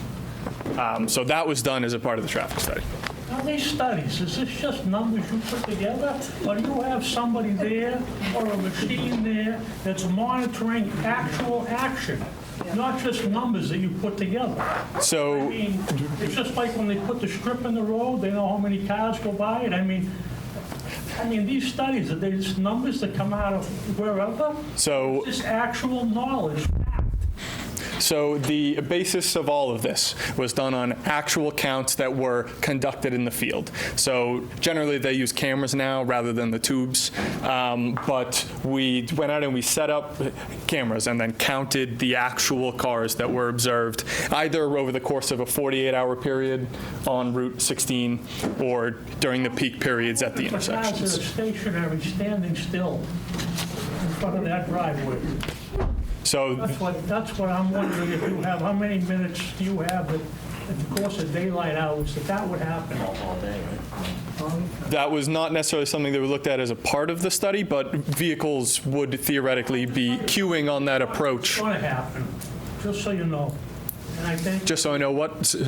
it's going to happen, just so you know. It happens now. It happens now, and it will continue to happen with the addition of the project. There are things that happen along these roads that are independent of the project and will continue to happen. after the construction of the project. Less than a half a mile down the road, two main intersections merge into one. And usually it's a fight, not a merge. All right, Tom, Okay. thank you for your Yeah, I time. think what we're going to do, we're going to continue this hearing till the October, what are we doing, 9? Huh? The 9th, yeah. Yeah, the 9th. Yeah, The we other want ones to you have do in a that. second. Do this All in right, the- so there's not going to be a public reminder, so please write it down. It will be October 9th. If you want to continue this, please come back. In the meantime, if anybody wants to have discussions or go on site with some of these, please make sure Melissa has your contact information and email so we can answer any of those further questions for you. October 9, same time? Same time, yeah, 6 o'clock. Well, it'll be after the hearing. It'll be published online, it'll be in the newspaper. And please go to our website, because everything that's here is on there as well. Before you adjourn, Dave, this is very important. There's 6 of you here. You're starting over again. So 5 of you are going to sit on this. Now, we sort of need to, obviously, the 4 regular members, so you got the 2 alternates. So you got to choose one of the alternates, or they have to self-select. So there's a 5-member panel that'll start now going forward. Do what you like. Oh, I'm more concerned about My neighbor. people showing up. Going to be able to Yeah, he's on the No, other two. no, that's only if you want. on the other two. Bobby's already on the other one. Well, we're talking about this one. Now, you started fresh tonight. You started all over again. We didn't. Yeah, you did. It wasn't a brand new hearing. Yes, it was. Legally, it was, in every respect. That's why we're here. Keep the same that we had. Meeting adjourned, by the way? Whatever, I don't know. I need a motion to adjourn. Mike said that you were going to All have those in favor? an emergency Thank you, everyone. fire department on Prairie Street I know. if they couldn't get through the main entrance. Is that